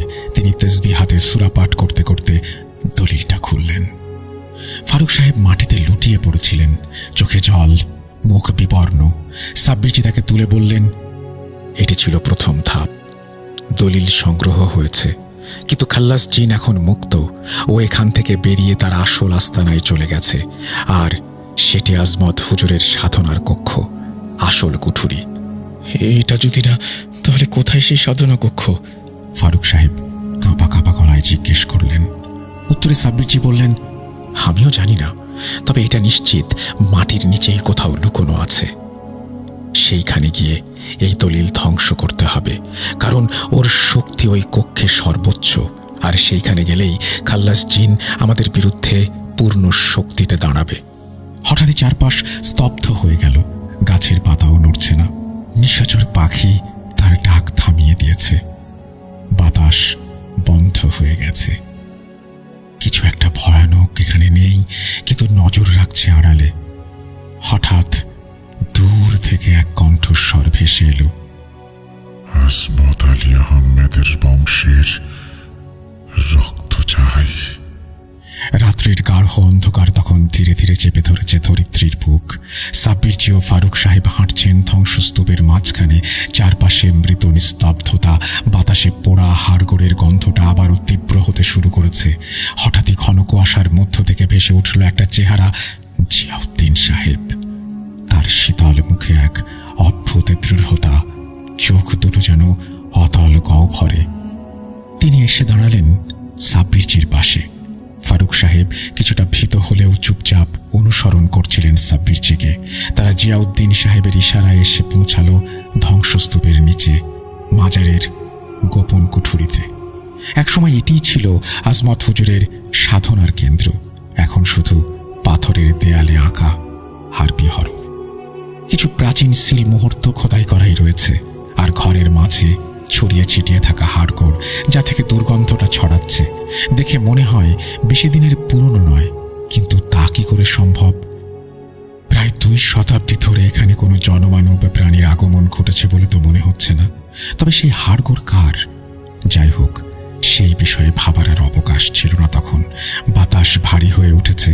জিয়াউদ্দিন সাহেব উত্তেজিত স্বরে বলে উঠলেন, এখানেই আছে খাল্লাস জিনের আসল রূপ, এখানেই লুকিয়েছিল এতদিন। আজ সে কথা বলবে। তোমার মধ্যে প্রবেশ করতে চাই চাইবে সাব্বির, তুমি সজাগ থেকো। হঠাৎ মাটি দুলে উঠল, যেন নিচ থেকে কেউ ধাক্কা দিচ্ছে পৃথিবীর বুকে। সেই কম্পনের সঙ্গে সঙ্গে এক ভয়ঙ্কর আওয়াজ, চিৎকার যেন শত মানুষের কণ্ঠে একত্রে উচ্চারিত। এসেছিস তুই, প্রতিজ্ঞা ভঙ্গকারী। ভূমি ফেটে এক জমাট কালো অন্ধকার উঠতে শুরু করে। কুয়াশা যেন হঠাৎ আগুনে রূপান্তরিত হয়। পরিচিত তিনটি আগুনময় চোখ ধ্বংসস্তূপের ছায়া ভেদ করে উঁকি দিল। সেই দৃষ্টি যেন গলিয়ে ফেলে মাটি, পাথর, শরীর, সর্বস্ব। খাল্লাস জিনের আবির্ভাব ঘটল। শরীরে রক্তে ভেজা কাপড়ের মতো ঝুলছে ছিন্ন মস্তক, মাংসপিণ্ড, হাতে এক ভাঙা হাড়, সম্ভবত যেটি এককালে কোনো এক মানুষের ছিল। তোরা শিকল ভেঙেছিস, এখন রক্তে স্নান করবি। চিৎকার করে উঠল সে। এক তীব্র থাবায় ধ্বংস করে দিল পাথরের দরজা। বাতাসে ছড়িয়ে পড়ল গলিত রক্তের ঘ্রাণ। ফারুক সাহেব পিছিয়ে গিয়ে আতঙ্কে মুখ ঢেকে ফেললেন হাত দিয়ে। অথচ সাব্বির স্থির গম্ভীর চোখে তাকিয়ে রইলেন সেই আগুনময় ছায়ার দিকে। এই মুহূর্তেই শুরু করতে হবে রুহানিয়তের যুদ্ধ। ফিসফিস করে বললেন সাব্বিরজি, আপনার সাহায্য চাই। জিয়াউদ্দিন সাহেব, আপনি সাহায্য করুন। জিয়াউদ্দিন সাহেব চোখ বন্ধ করে উচ্চারণ করলেন এক বিশেষ আয়াত। হঠাৎই তাদের চারপাশে জ্বলে উঠল 105 জিনের আগুন। বাতাসে দিক বদলে যেতে লাগলো। অন্ধকারের গভীরতা যেন ফেটে পড়ছে। সাব্বিরজি হাতে তুলে নিলেন তার তসবিহ। অপর হাতে সেই তামার দণ্ড, যার মধ্যে খোদাই করা আছে শক্তিশালী দোয়ার নিদর্শন। সব প্রস্তুত। খাল্লাস জিন গর্জে উঠল, চুক্তি ভাঙা এত সহজ নয়। সাব্বিরজি রাগে গজগজ করে এগিয়ে যেতে চাইলে জিয়াউদ্দিন সাহেব বাধা দেন। কি করছো সাব্বির? শয়তানটা তোমার স্নায়ুর সাথে খেলছে। নিজের উপর নিয়ন্ত্রণ রাখো, ধৈর্য হারালে এখন চলবে না। জিয়াউদ্দিন সাহেবের কথায় সাব্বিরজি আর এগিয়ে গেলেন না। উল্টে কয়েক পা পিছিয়ে দৃঢ় কণ্ঠে বলে উঠলেন, তুই এক লোভী হুজুরের ভুল ছিলিস। আজ তোর সময় ফুরিয়েছে। এই চুক্তি আজ ভাঙা হবে, আর কোনো প্রজন্মের রক্ত তুই পাবি না। ততক্ষণে বাতাসে ভেসে বেড়াতে শুরু করেছে আগুনের গোলা, ধোঁয়ার পবিত্র আয়াতের ধ্বনি। মাটির নিচে কুঠুরি যেন কেঁপে উঠল এই আধ্যাত্মিক সংঘর্ষে। খাল্লাস জিন চিৎকার করছিল, তার গলা দিয়ে বের হচ্ছিল মানুষের মতো ভাঙা কণ্ঠস্বর, যেন কণ্ঠের ভেতরেই শত শত শিকরের রুহু কারিনদের সে আটক রেখেছে। কিন্তু জিয়াউদ্দিন সাহেবের নির্দেশে সাব্বিরজি ততক্ষণে না থেমে উচ্চারণ করলেন সেই বিশেষ দোয়া। এই বাক্যগুলো উচ্চারিত হওয়া মাত্রই সেই তামার দণ্ড চকচক করে জ্বলে ওঠে এবং জিয়াউদ্দিন সাহেবের নির্দেশে সাব্বিরজি তৎক্ষণাৎ সেটি রক্ত চুক্তির সেই দলিলে ছুঁইয়ে দেন, যেটা ছিল আজমত হুজুরের হাতের রক্তে লেখা, খাল্লাসের সাথে সম্পাদিত এক অভিশপ্ত সন্ধির আসল দলিল। নিমেষেই চুক্তিপত্র জ্বলতে শুরু করে। খাল্লাস জিনের শরীর তখন থরথর করে কাঁপছিল। হঠাৎই তার চোখ আর হাত জ্বলে উঠল আগুনে। সে তারস্বরে চিৎকার করছিল, না না, আমি অনন্তের রূপ, আমি অভিশাপ, আমি ছায়া, আমি 1000 বছর ধরে রক্ত চুষে বেঁচে আছি। আমাকে কেউ শেষ করতে পারবে না। তার গলা দিয়ে বেরিয়ে আসছিল কালো ধোঁয়া। কিন্তু জিয়াউদ্দিন সাহেবের ইশারায় সাব্বিরজি তৎক্ষণাৎ বলে উঠলেন, তোর রক্ত চাই না, এই নে। এই বলে তিনি সেই ছোট্ট ছুরিটি দিয়ে নিজের হাত কেটে কয়েক ফোঁটা রক্ত ছিটিয়ে দিলেন চুক্তির জ্বলন্ত ছায়ের ওপর। তখনই ঘটল তীব্র এক বিস্ফোরণ। আলো আর অন্ধকারে ডুবে গেল চারিদিক। এক মুহূর্তে সব থেমে গেল। চোখ ধাঁধানো এক আলো মাটির কুঠুরির ছাদ ভেদ করে উঠে গেল আকাশে। গর্জন করে উঠল দূরের মেঘ। খাল্লাস জিনের ছায়া গলে মাটিতে পড়তে লাগলো। তার শেষ চিৎকার, হাসমতের ভুল তোরা সংশোধন করলি, কিন্তু খেয়াল রাখিস প্রতিটি অভিশাপের এক ছায়া থেকে যায় রক্তের ভেতরে, চেতনায়। এরপর এক শীতল নীরবতা। শুধু অন্ধকারের অতল থেকে একবারের মতো ভেসে এলো এক দীর্ঘশ্বাস। এর কিছুক্ষণ পর ধীরে ধীরে মাটির কুঠুরির কাঁপুনি থেমে যায়। বাতাস ঠান্ডা হয়ে আসে। চারপাশে ছড়িয়ে পড়ে পবিত্র নীরবতা। খাল্লাস জিনের রক্ত চুক্তির শেষ অধ্যায় শেষ হলো সেই রাতেই। জিয়াউদ্দিন সাহেব মাথা নিচু করে দাঁড়িয়েছিলেন। তার মুখে ক্লান্তি, কিন্তু চোখে প্রশান্তি। তবে শেষ মুহূর্তে সাব্বিরজি যা করেছেন সেটা কেউ নিজের রক্তের মানুষের জন্য করতে ভাববে। আসলে খাল্লাস জিনকে শায়েস্তা করার জন্য এমন এক পাক মানুষের রক্তের প্রয়োজন ছিল যার কোরআনের একটি বিশেষ আয়াত ঠোঁটস্থ। সন্ধ্যার সময় জিয়াউদ্দিন সাহেব একটু ইতস্তত করে বিষয়টা জানালেও সাব্বিরজির সম্মতি জানাতে এক মুহূর্ত সময় নেননি। সাব্বিরজি ধীরে ধীরে সামনে এসে ফারুক সাহেবের পাশে দাঁড়ালেন। তার হাতে তখন সেই রক্তমাখা ছুরি, কিন্তু মুখে এক অভ্রান্ত দৃঢ়তা।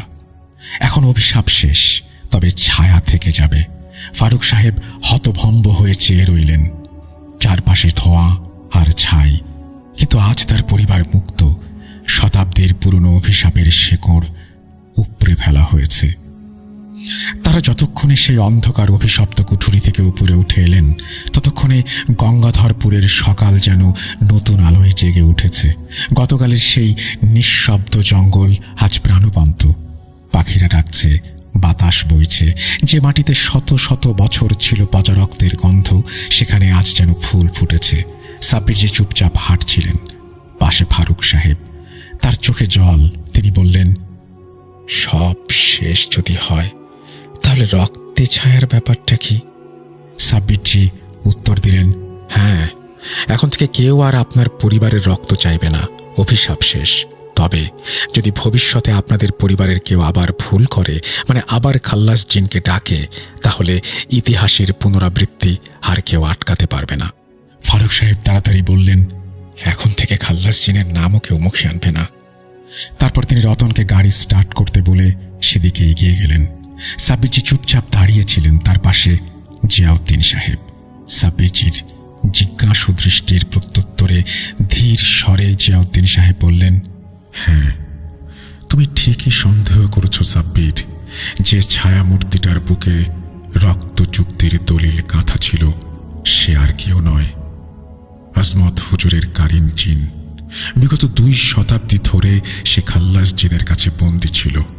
আসলে নাতিকে হারানোর পর নিজের ভুল বুঝতে পেরে আজমত হুজুর শেষ জীবনে পরিবারের থেকে দূরে নিরিবিলিতে এই বাগান বাড়ির ভেতরে একটি সাধনা কক্ষ বানিয়ে সমানে চেষ্টা করে যাচ্ছিলেন খাল্লাস জিনের সাথে সেই রক্ত চুক্তি ভাঙার।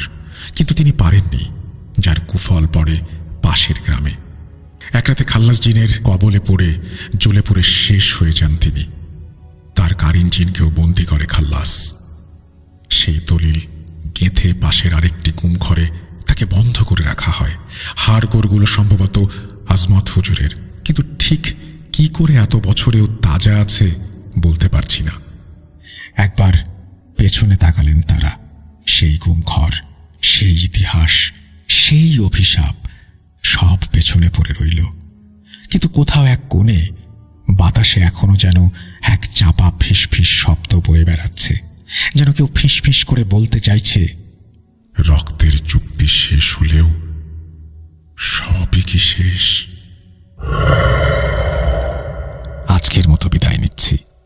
ইনশাল্লাহ আবারও দেখা হবে কোনো এপিসোডে। ততদিন পর্যন্ত ভূত.com শুনতে থাকুন, সঙ্গে থাকুন। আল্লাহ হাফেজ। এই বলে তিনি তার ঘটনা শেষ করেছেন। অনেক লম্বা একটা ঘটনা আমরা পড়লাম, একটু কষ্ট হয়েছে, বাট ঈদ তো, ঈদে এইটুকু কষ্ট মেনেই নেওয়া যায়। আপনাদের যদি ভালো লাগে তাহলে আমারও খুব ভালো লাগবে। আশা করছি প্রথম থেকে শেষ পর্যন্ত আমাদের এই ঘটনাটি আপনারা এনজয় করেছেন। যদি এনজয় করে থাকেন তাহলে আমাদের ইউটিউব চ্যানেলে অবশ্যই লাইক, কমেন্ট এবং শেয়ার দিতে ভুলবেন না। আপনারা সবাই আমাদের এই চ্যানেলটি ছড়িয়ে দিন সবার মাঝে। সবাই যেন জানতে পারেন যে এখানে প্রত্যেক বৃহস্পতিবার, শুক্রবার আমরা ফিরে আসি রবিবারে অথবা মঙ্গলবারে। সবার জানা দরকার। আর আপনিও যিনি শুনছেন এখন, অনুরোধ করব সাবস্ক্রাইব করে ফেলুন to get all the notifications. আর আমাদের ফেসবুক পেজ যেটা আছে সেখানেও আপনারা সংযুক্ত থাকুন।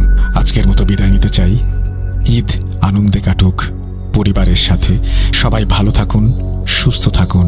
মোস্ট ইম্পর্টেন্টলি ভূত.com এর সাথে থাকুন। আপনাদের সবাইকে, আপনাদের পরিবারের সবাইকে ঈদ মুবারক আমার পক্ষ থেকে, ভূত.com পরিবারের পক্ষ থেকে জানিয়ে দিই, ঈদ ভীষণ স্পেশাল একটা ইভেন্ট।